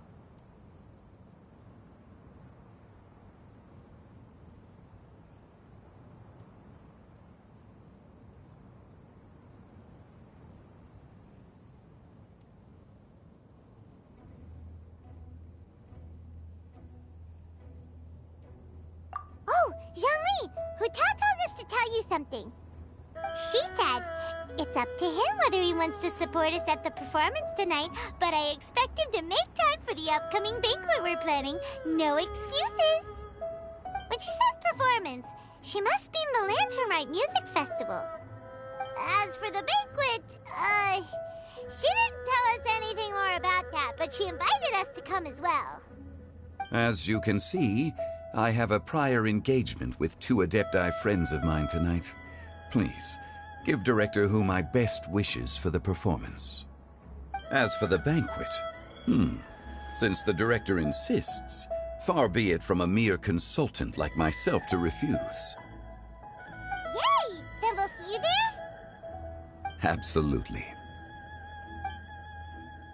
Rex Lapis, the bamboo shoot soup is ready. Thank you. I will examine it right away. The appearance is exquisite, and the aroma rich and intense. The craftsmanship of this machine is commendable indeed. Since you came all this way, you should not leave empty-handed. Please, take some soup. It tastes most exquisite while still warm.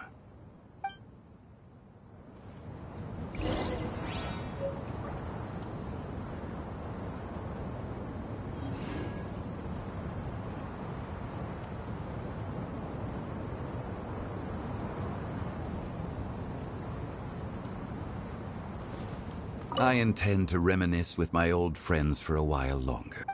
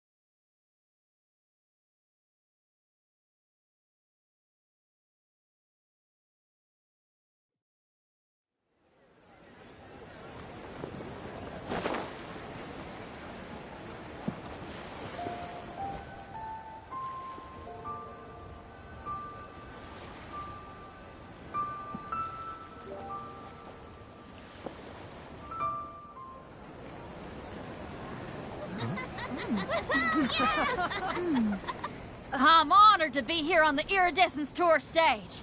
All right, without further ado, I'm Xinyan, this is Hu, and this is a little something called... The Flame Lilies!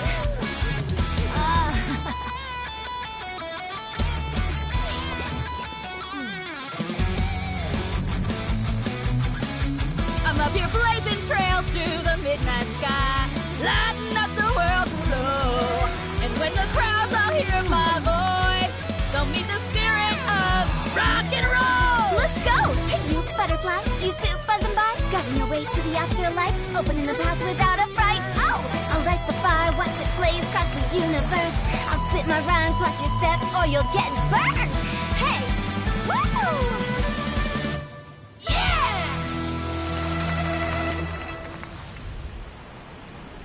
Does anyone have any plans tomorrow? With another year behind us, I think we deserve a celebration of our own. My treat. Interested? The Tianquan footing the bill? I can't miss out on that.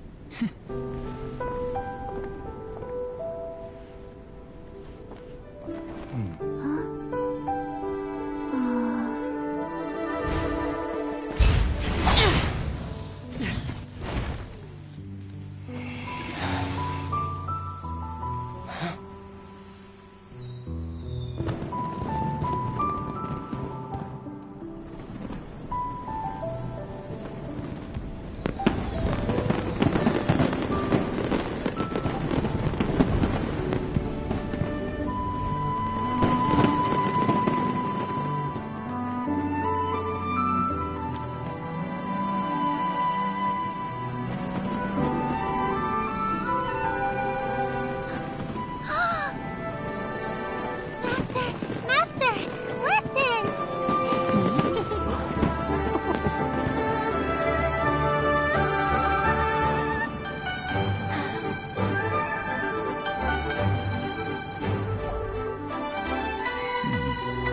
May the year ahead be a blessed one. I believe it shall be.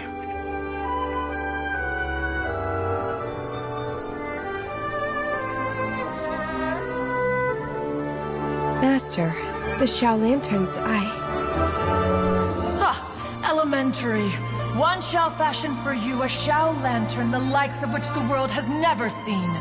And you must take it to Liyue Harbor to display its magnificence for all.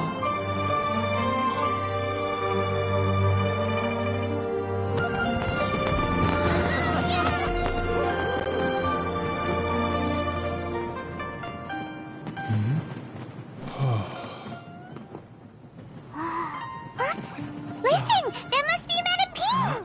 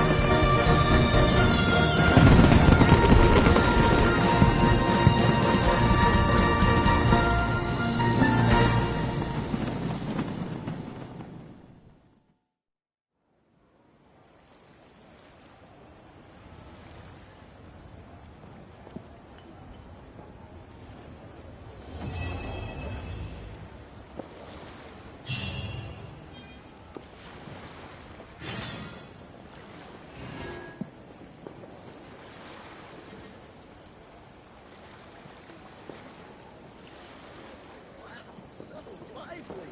This is how a festival should be. Wherever in this world I roam, I carry memories of my home. This blade, it is the last link I have to the land of my birth.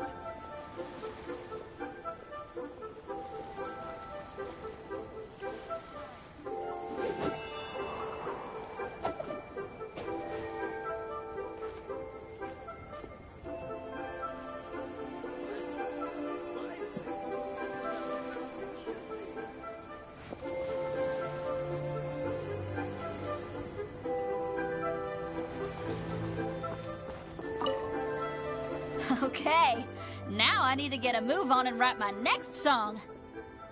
Listen to you. You only just fulfilled one lifetime dream. Are you really thinking about your next goal already? Don't try to tell me you ain't the same way. I bet you've already thought up a name for your next opera, haven't you? You know me too well, Xinyan. The Adeptus Seeking Voyage. How does that sound? Oh, man! Yeah, I can already picture it. I've also got just the finishing line for it. I'll close with, "And the celestial melody echoed through the clouds forevermore."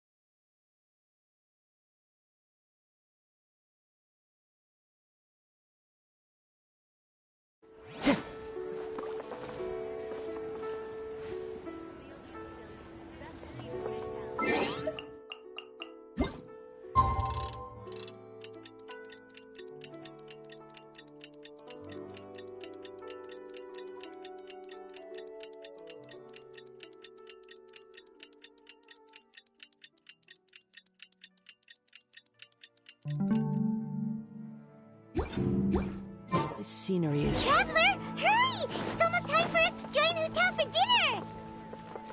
Ooh, and we'll be meeting at Shinue Kiosk. It's the place with a really long wait list. As expected of the parlor director, always so generous. Come on, let's go!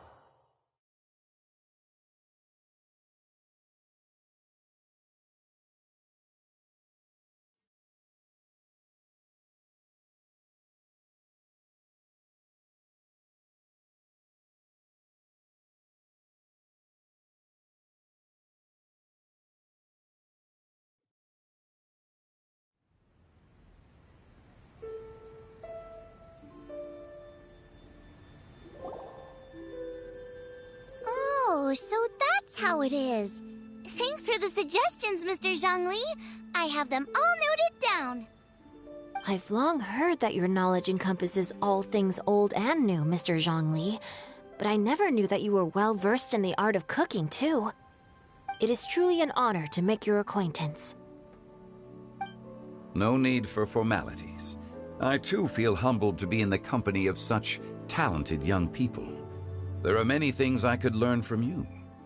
Oh, you flatter us.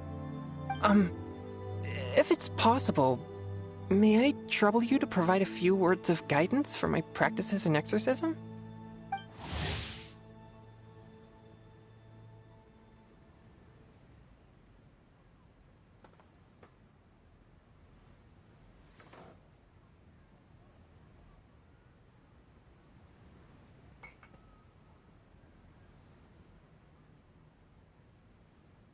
Exorcism?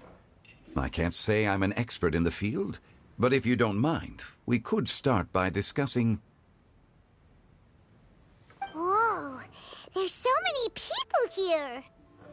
All we knew was that Hotel invited Zhongli over. Paimon never thought we'd be meeting so many old friends. Happy Lantern Ride, everyone!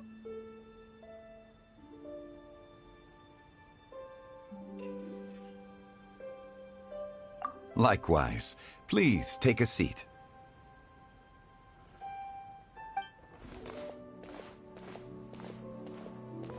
Happy Lantern Rite! Are you having fun?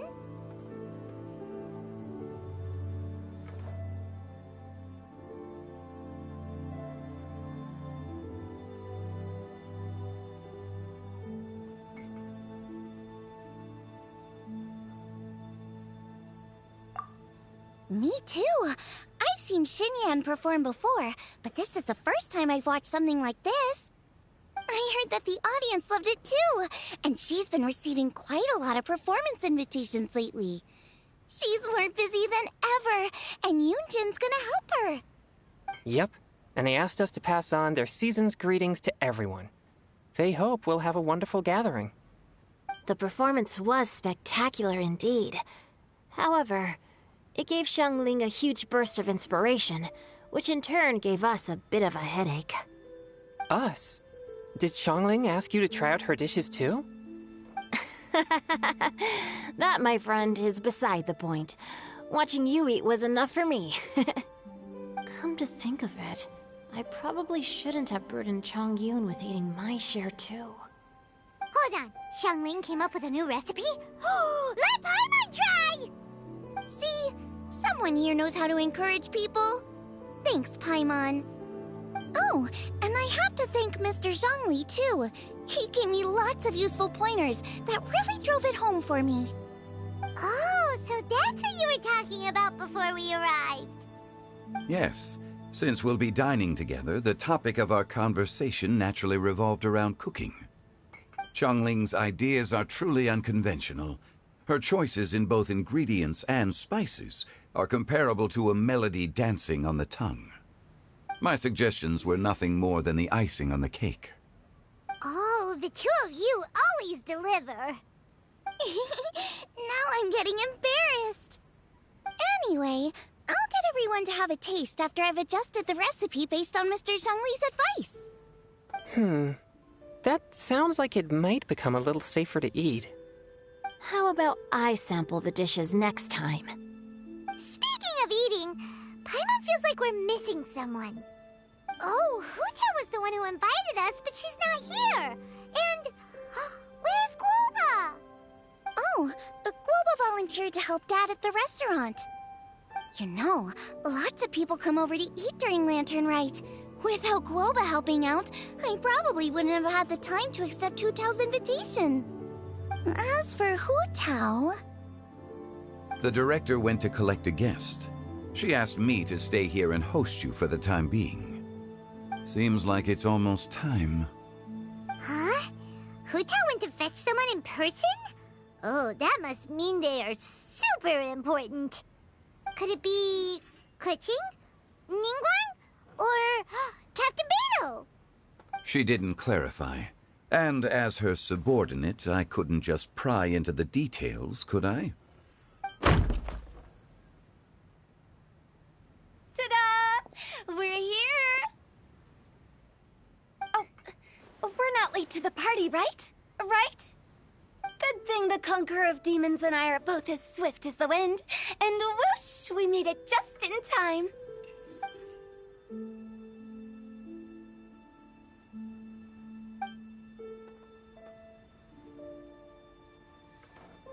Oh. I see. So the important guest is the Conqueror of Demons. I've been looking forward to meeting you. The director didn't mention anything when she invited us.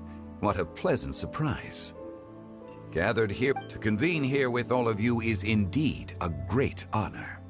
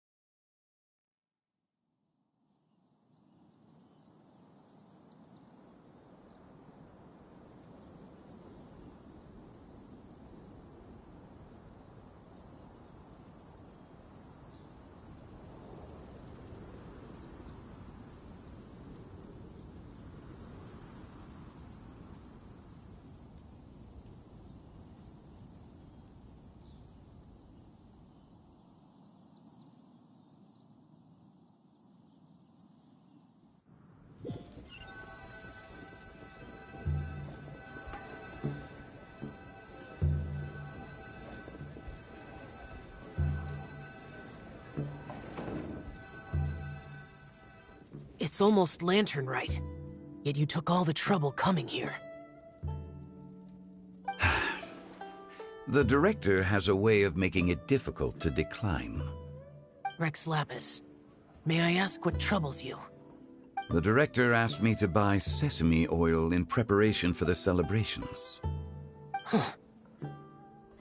Then why would you come all the way to Wangshu Inn? I had a pleasant chat with Chef Yanxiao and received some spices from him. And, see? Here's some matsutake and a portion of ham. What about the sesame oil? It's a shame. I couldn't find the kind the director was looking for.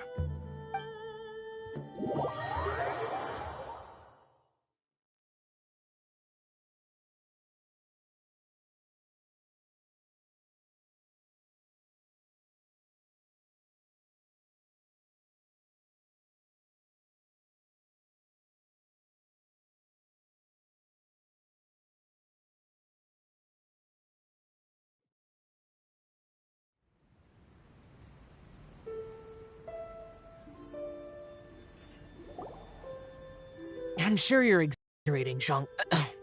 Sir. There he goes again. Enough with the pleasantries. Go let our guests take a seat. Everyone here today is well known in their own field and has probably heard about one another to some extent. Some of us are even old acquaintances, so there's no need to be this formal. I heard that the Conqueror of Demons and the Traveler are pretty close, no?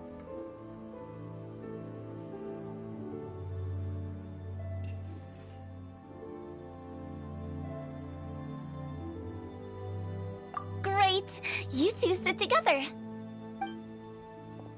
You should take a seat too, Director. Oh? Finally remembered me? When we arrived just now, the host at Shinue Kiosk told me our dishes are almost ready. Perfect timing. Let's not wait any longer and ask them to bring out the food.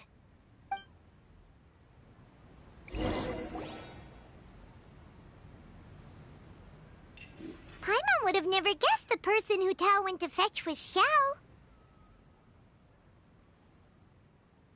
Oh, that's also the first I've heard of the Traveler and Paimon being friends with the Conqueror of Demons. You know Xiao Chu? Knowing is a bit of an overstatement. I've always looked up to him. You might not know this, Paimon, but we exorcists have worked in close collaboration with the Conqueror of Demons for many generations, dispelling evil together, both in the open and from the shadows. Hard to imagine that thanks to Hu Tao, I've finally gotten the chance to meet him. Conqueror of Demons, I'm honored to make your acquaintance. Likewise. It is a great honor indeed to have a chance to meet the legendary Conqueror of Demons. Changyun has brought that name up quite a few times in the past. I remember you mentioning wanting him to understand the importance of exorcists. Ahem. We know each other too. He helped try my dishes during the Masterful Chef's cook-off. I didn't think we'd have the chance to meet again. Happy Lantern Rite. No anecdote, however, compares to meeting you in person. I'm Xingqiu, Shangli and Changyun's friend. The pleasure is all mine. Whoa, everyone's getting all formal and polite all of a sudden. Paimon doesn't know what she should say anymore. Adeptus Xiao, mighty Conqueror of Demons, please accept Paimon's greetings too. Belated Happy Lantern Rite. Paimon tried very hard to look for a fancy word, okay? Don't be too harsh on Paimon! There's no need to be so polite. You're right. This was meant to be a nice little get-together between friends after all. Too much formality kills the atmosphere. I didn't plan this gathering only for everyone to walk on eggshells. Hiya. What's your true intention, then? A little get-together between friends, sipping the finest tea and watching lanterns float into the sky, bidding farewell to the past, and embracing the present with joy. And that is something our consultant would say. I think it deserves a standing ovation. Indeed. Exceptional acting skills, Director. As for me, I'm just here to have fun and treat everyone to something good. We all worked really hard this year, whether traveling or guiding, cooking, helping with the family business, exorcising evil spirits, or conquering demons. And of course, our consultant, who's been helping out at the parlor every now and then. Everyone has done some pretty amazing things. As the one who brought everyone together, it goes without saying that I'm the one most deserving of praise. Huh? Sounds kinda self-important, but... It wasn't as complicated as you think.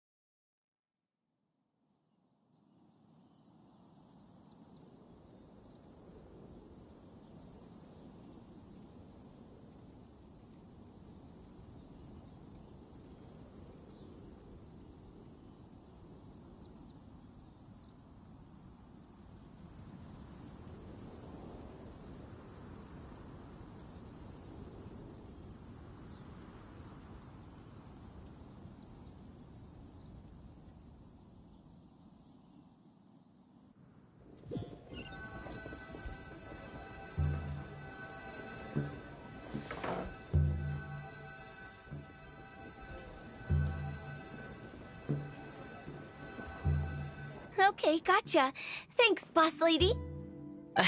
It's not boss lady, just boss. And there she goes. What a lively girl. Conqueror of demons, Adeptus Shao. Guardian of Wangshu Inn, hero of Dihua Marsh. I know you're there. Quiet. Do not disturb the peace. Sorry, but you wouldn't show up if I didn't yell your name, would you? I know you. You're the 77th director of Wangsheng Funeral Parlor. Is there something you need?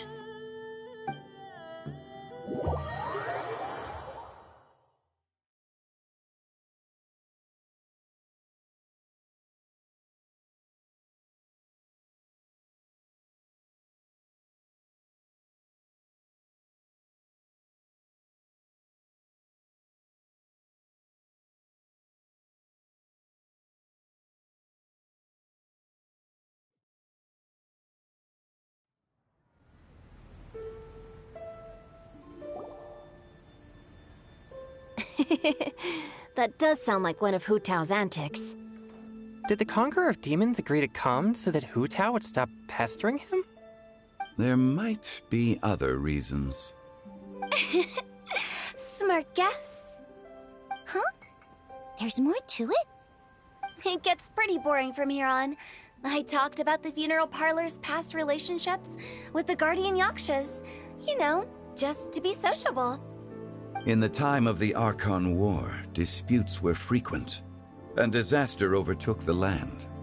Humans couldn't escape from the torment of the plague, nor could they escape death. The Adepti vanquished the demons, the Millelith fought valiantly, and Wangsheng Funeral Parlor was responsible for purifying the diseased and sending off the spirits of the dead. That is how the border between life and death was maintained during the war. And it effectively prevented further incidents from happening. That's right.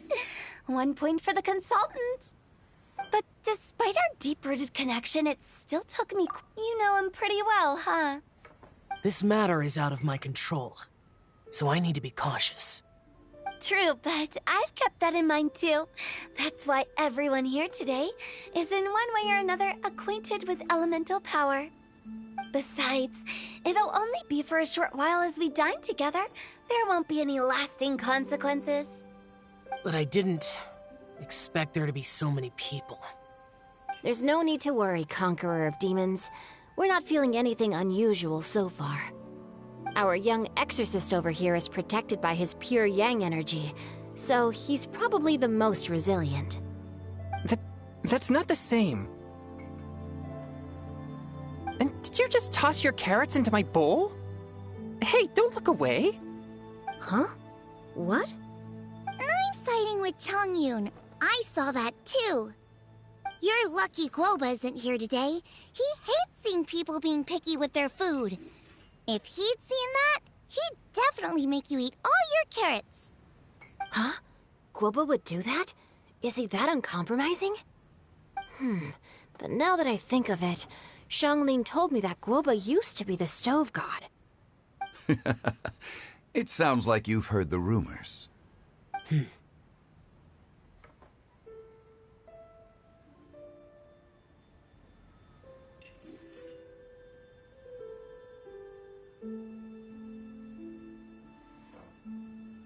I'm doing fine. Not long ago, before Lantern Rite, I met an old friend. Thanks to his help, things have been a lot more stable than before.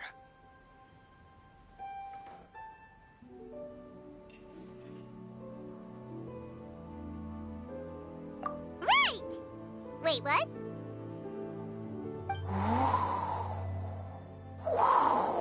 Seeds of story, brought by the wind. And cultivated by time. Did Paimon just unconsciously complete that thing? That voice. Could it be?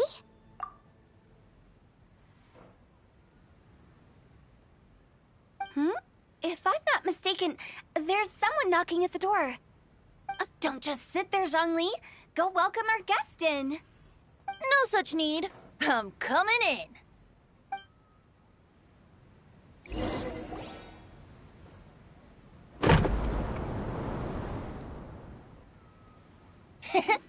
You finally let me in. Hello, hello. No matter if we've met before or not, this moment marks a brand new encounter.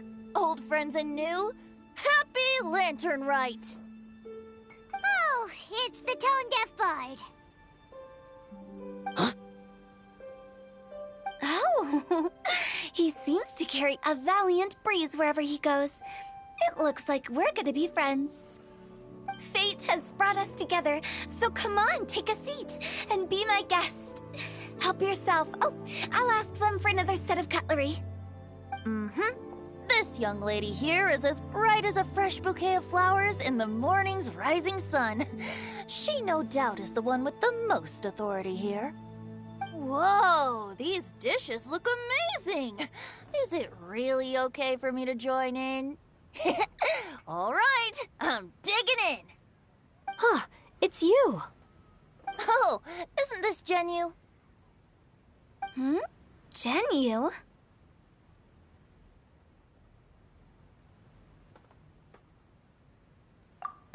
Yep. Now that I've taken a closer look, you're a fan of Genu's works, aren't you? I met Xingqiu at a light novel convention. How I wish we'd met sooner. I never expected that there'd be another person in this world who could interpret Genu's new novel as thoroughly as I could. Venti, you're being too humble. Considering your poetic talent, your fundamentals are way more impressive. Could this new guest be Master Xingqiu's friend? Yeah! Xiao, you remember me too, right? We had a chat not long ago. Yes. Monsters become more active than usual as we get closer to Lantern Rite. I was patrolling Dihua Marsh a few days ago, when I happened to run into this... You've already forgotten? I'm a bard, remember? And bards go around singing wherever they like. Oh, right. And this bard was performing in Dihua Marsh. It was a moving melody, and it made me feel relaxed and at ease. I couldn't help but stay and listen. Thank you for your patronage. I understand now, too. I'm Zhongli, currently working at the Wangsheng Funeral Parlor. It's a pleasure to meet you, new friend. And I'm his boss. Oh, and if there's anything unsatisfactory, let me know anytime. That's very considerate of you. Oh? No wonder. Only a boss as savvy and reliable as you would be able to hire such an impressive consultant. Oh, you're too nice, Venti. Not to brag, but our consultant truly is impressive. His knowledge extends across from the sophisticated way he speaks. It's hard not to suspect that he could very well be an adeptus in disguise. Xiao, you're an adeptus. Do you think it might be possible? Sorry. I'm only good at conquering demons. I'm afraid I don't have much knowledge in that matter. Really? But Paimon thinks you're super knowledgeable. Huh? Oh, right! Xiao's a warrior. He doesn't come to the city very often, so it's, pretty normal for him to not know anything. Yeah. Really? I've actually heard a few things about Mr. Zhongli before. The guests in the tavern talked about this refined and courteous man who, instead of having wine at Mondstadt's finest tavern, ordered a cup of hot tea with the most complex name.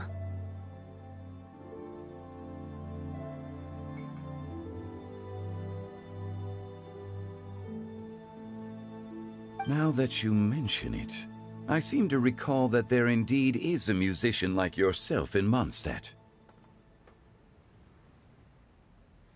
I've heard that he's elegant and amiable, his works witty and vibrant. It's Now you're making me embarrassed. I would say that Mondstadt's poetry is a little run-of-the-mill. There's one I heard a while back that went, "The old house is renewed, welcoming the spring breeze, awakening old memories." The meaning's there, but the word choices are unimaginative, and there's a distinct lack of literary flair. I think so too. The composition needs a little. If I were to give it a go, I'd make an old melon on a vine, a new flower that grows fine. Oh, good one! It feels unique and has a nice ring to it. You have great taste, Venti. I was right about you. Of course! Hey, Shincho! Mind lending me a few books when we get back? Pick out some. I don't know if it's my own lack of literary knowledge, but I don't think it's your fault. Chongyun's right. It's not our fault.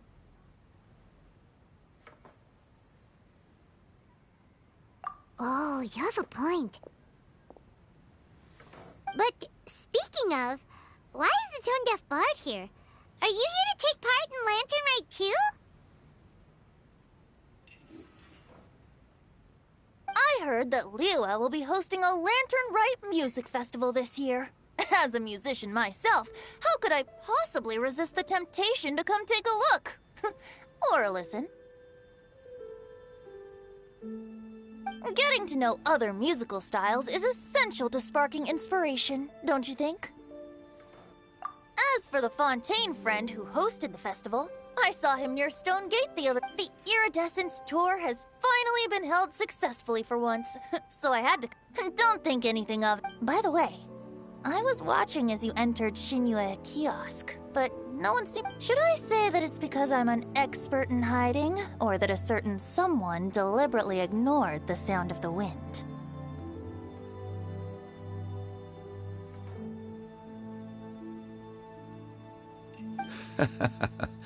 Whenever Lantern Rite comes around, Liyue Harbor becomes bustling with activity.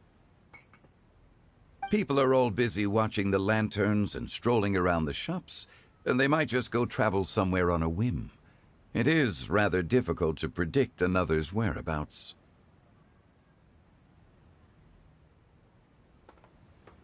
The festival is in full swing and proceeding smoothly.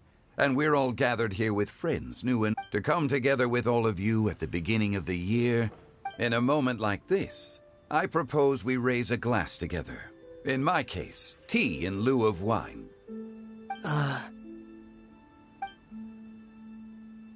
Very well said, Mr. Zhongli. That was exactly what I wanted to say. Now I'm getting a little self-conscious. I didn't cause you too much trouble barging in like that, did I? We usually drink wine during occasions like this over in Mondstadt, but since Mr. Zhongli insists on drinking tea, I'll give a toast with tea too. Everyone, thanks for the treat. You're welcome. As the host of this gathering, I hope everyone enjoys the food and drinks. Considering that everyone may have other matters to attend to later, sticking to tea seems like a... All of a sudden, they started proposing toasts! Should we? What's with the urgency? Sure. Have you two finished eating? It's always nice to have a breath of fresh air after a meal. Paimon will come too. Yeah? Okay then. Don't forget to come back.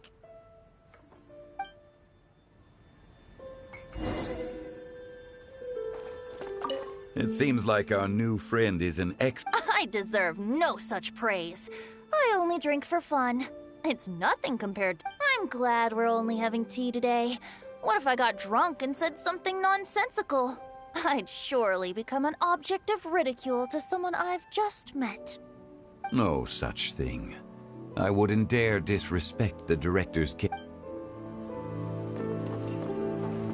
not allowed to leave Paimon here, to be honest.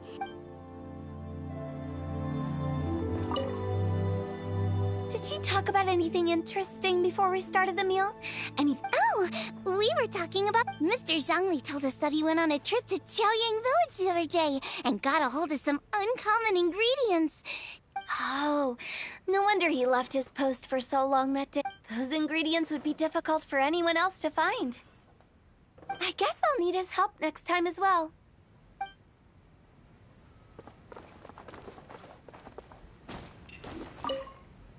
Did she talk about it? Oh, Mr. Zhongli told... Oh, those ingredients... I guess I'll need... About you and Venti. Could he be a... That's right. You know how my family is. A lot of business secrets can't... just as... Let's depart. You go.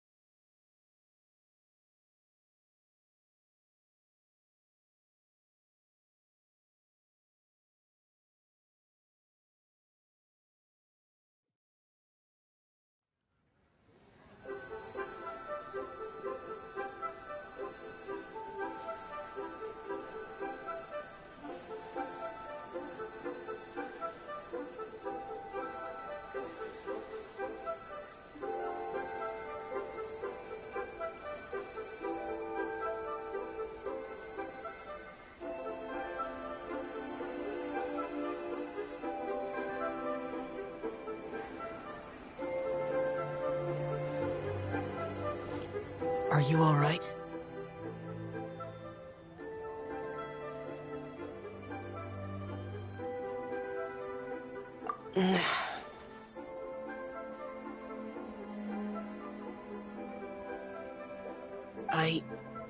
It's hard to describe.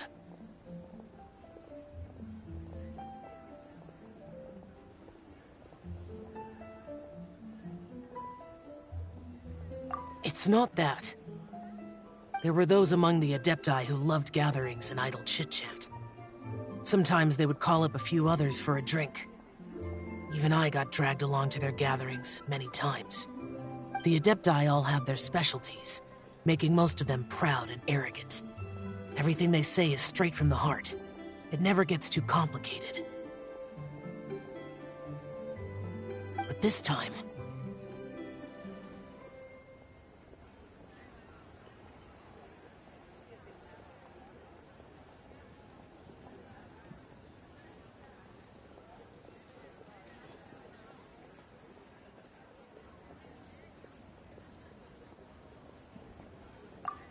No. So you know his true identity. The Animo Archon is a free spirit, and his temperament is as carefree as the music he plays on the flute. It's easy for a god like him to live in harmony with humans, and that's something I might never be able to do. That does sound like something you would say. No matter. I know my circumstances. Whenever I think of the ordinary conversations I've had with you, it feels strangely novel. Yes. The parlor director went out of her way with the invitation, so it was difficult to turn her down. I had made mental preparations before agreeing to come. She told me that all the guests today would be acquainted with elemental power, and I knew that you would be here. But I didn't expect the other guests to be...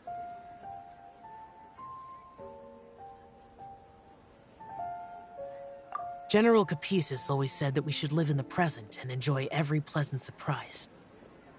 Perhaps that's what I should do with what I'm feeling now. But I think he meant designing clothes for those around him. The clothes were intricately designed, but inconvenient to wear. Brother Bosacius never tried to hide his distaste in front of him. Rex Lapis did like his designs and even collected quite a few. The outfit he wears now was also designed by General Capices himself. I never saw him wear this during the war. I didn't expect him to start wearing it later. Oh, here you are. I'm not intruding, right? You're not. What is it?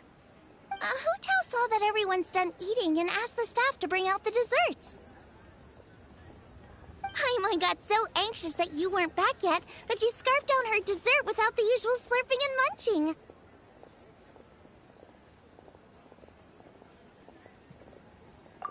To be honest, I was kind of worried too. You looked a little restless just now, and I thought you weren't used to the food here and was planning to head back to Wangshu Inn for something Yanqiao made. You're worrying too much.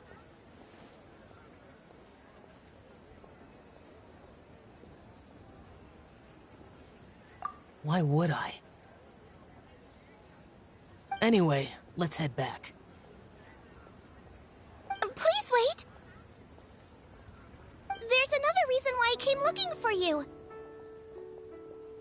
Here, take these. I brought them for you. Almond tofu? Yup. Since the Masterful Chef's competition, you could say that Yanqiao and I are not only competitors, but good friends as well. I visit him at Wangshu Inn sometimes to discuss our cooking. I heard him say that the esteemed guest on the roof loves nothing more than a good plate of almond tofu, so I learned a thing or two about the dish from him. I'll be honest, before Hu Tao invited everyone, she secretly came looking for me, told me about the guest she planned to invite, and asked me for some suggestions on what she should order. So I made a few servings of almond tofu for you guys in advance. Take them as a token of gratitude for your support. When I told Guoba that I was making these for you, he started eagerly running around the kitchen and helping a lot too.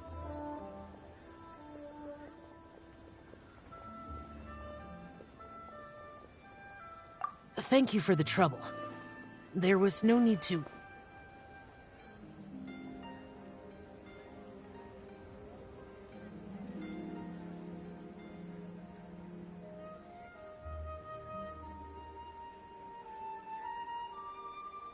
I'll take them. Thank you. And Guoba, too. You're welcome. Oh, the almond tofu I made probably tastes and feels a little different from the type Yanqiao cooks. Please let me know if there's any improvements I should make. Okay. That's all. Alrighty, we should head back now. We can't keep Paimon waiting.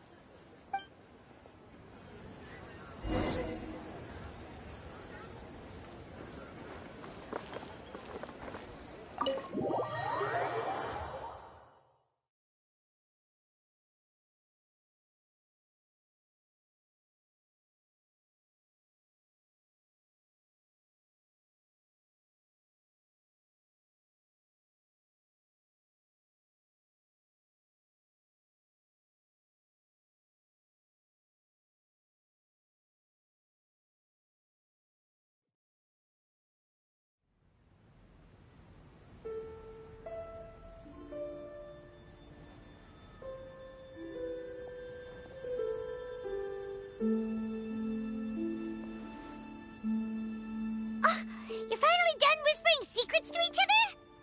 So much for promising Paimon you'll be back soon.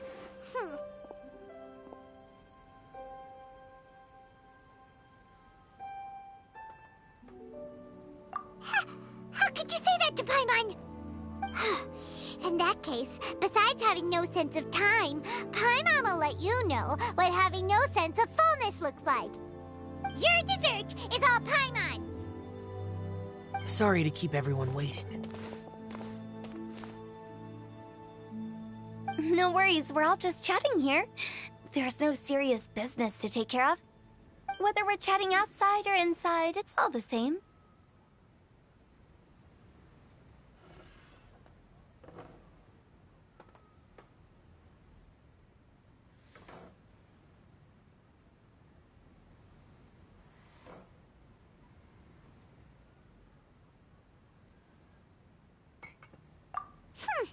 Paimon's too busy eating to talk to you. But even though we're all well acquainted by now, I think this festive gathering deserves something ceremonious. Oh? Is this some local custom? Nope. This is something I made up so that good luck will be on our side, that's all. Spontaneity is the best choice to make here. Let's use this incense burner on the table. It's been lit for so long now that the incense is running out. I'll leave refilling and lighting the incense to the most distinguished guest among us all. Lighting the incense will signify continuous growth and prosperity in all our endeavors in the new year. I see. Perfect symbolism, as expected of Hu Tao. And speaking of the most distinguished guest here today, I'm sure we all agree that it's Mr. Zhongli. I'm not very familiar with the details of his past deeds, but chatting with him has been a real eye-opener, even for a bard who has traveled all across the world. If knowledge were a form of power, one could even say that you're a wielder of unlimited strength. But when it comes to having a way with words, the notable bard is certainly one cut above the rest. I just happen to have a good memory. It is such an unexceptional skill, yet you made it sound like an unparalleled talent. I am truly impressed. Since we all get to nominate someone...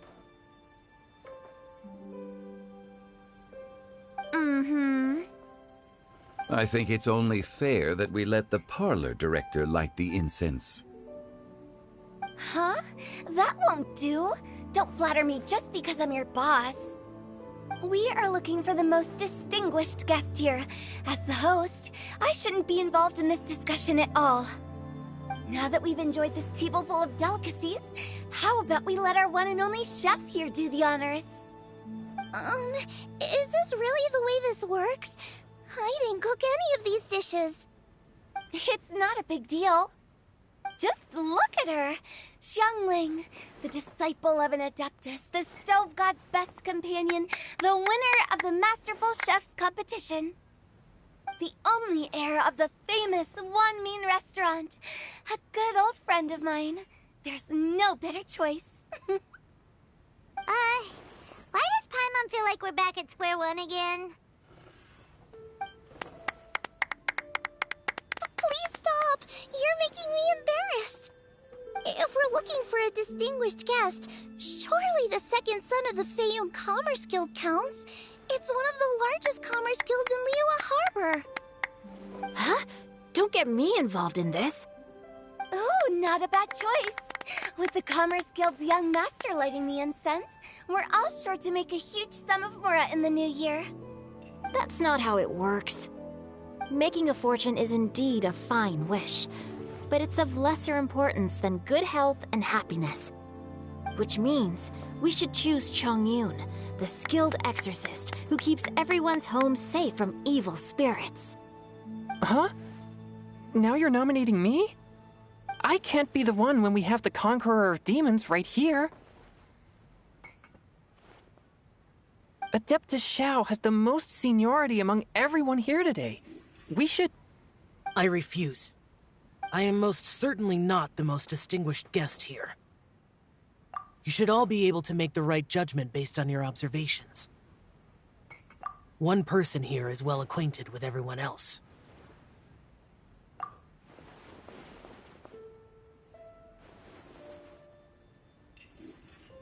Oh, that's right!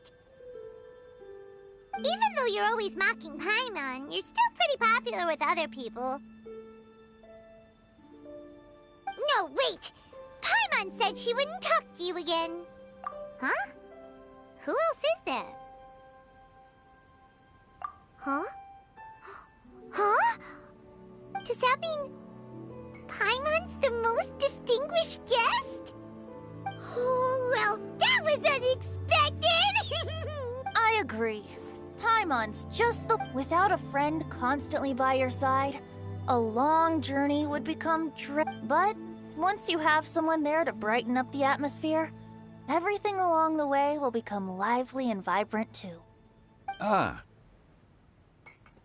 The traveler has traversed many nations and left behind a great deal of fascinating stories. But without Paimon, they would have become quite monotonous. Paimon plays an indispensable role in making your journey a happy and smooth one. You guys, Paimon's not used to being praised like that. Those were genuine compliments, right? Thank you. You made Paimon wait for a long time, but Paimon's not mad anymore. Don't take everything to heart, Paimon. Friends tease each other all the time. That is indeed true. That means Paimon is as important to the traveler as Guoba is to me. Looks like we've come to an agreement. Any objections before we proceed? I trust the traveler's judgment. Then Paimon it is. And now, the world's most excellent traveler's greatest companion, guide, and friend, Paimon, will be refilling and lighting the incense for us. Here you go. Take the match, and don't burn yourself. But if things go really wrong, here's the 2-for-1 coupon.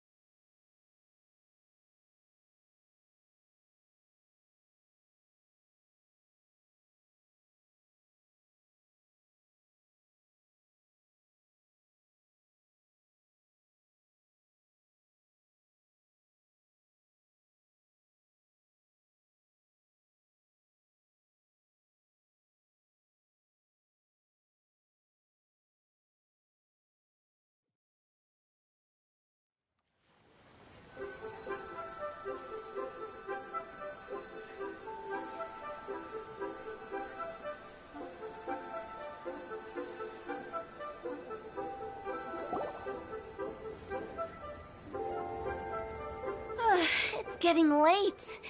I won't take up any more of your time. You're all free to go as you please. Yep, the tea was amazing too.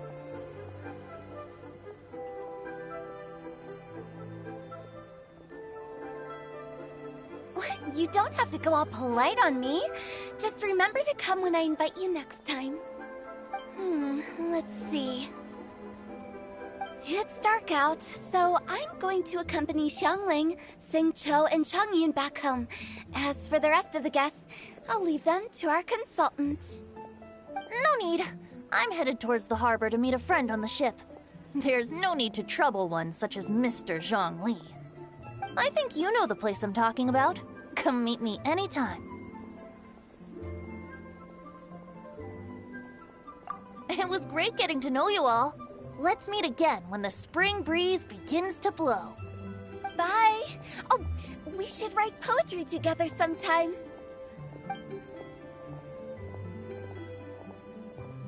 We'll catch you all later then. Don't forget to return to the parlor later. There's something I need you to do. Understood. See you later.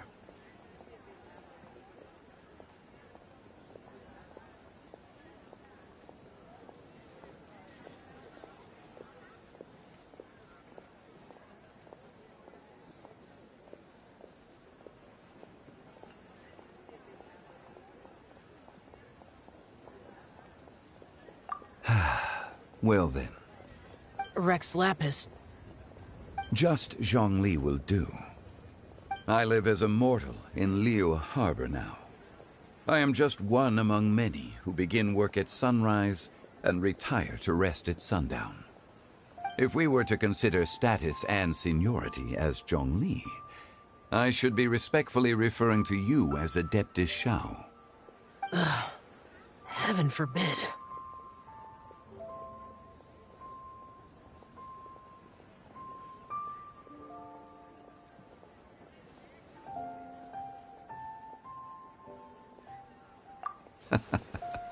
I meant what I said.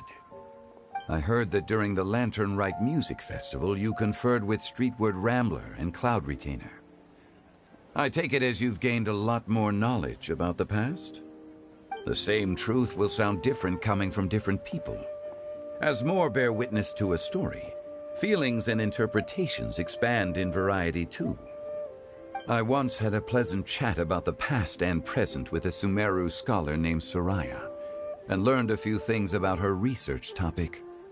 From the evidence she found and the conclusion she made, her area of research is already very close to the truth. But there are multiple sides to humans and gods alike. In the legends recorded by humans, some gods were depicted as arrogant and condescending, while others were kind and capable. But whether to me, Streetward Rambler, Cloud Retainer, or younger adepti such as Shao and Ganyu, those adepti and gods that may seem extraordinary to humans are something more akin to close companions. This was as true back then as it is right now. Just how Shao may seem unapproachable to most, but the Traveler has proved otherwise. So there's no need to dwell too much on certain things. Zhongli, what you're saying is... It looks like you understood what I meant. Ah. The director asked me to accompany you on your return, but I don't think you'll need my protection. I'll be taking a walk around and admiring the night scenery. After that, it'll be time for me to go back and meet up with the director. Goodbye for now. Bye, Zhongli! Everyone's gone now. Paimon always feels a little empty inside when a lively celebration ends. But at least you always stay by Paimon's side. No. Paimon got it mixed up. Paimon, the best and most distinguished travel guide, will always stay by your side, Traveler.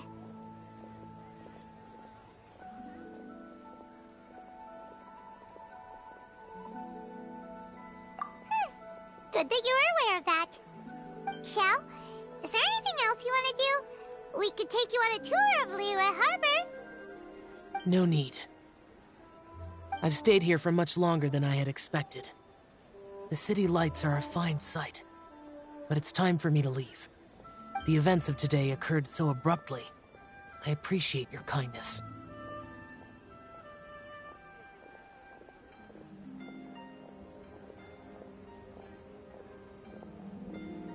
Okay. I'll see you next time then.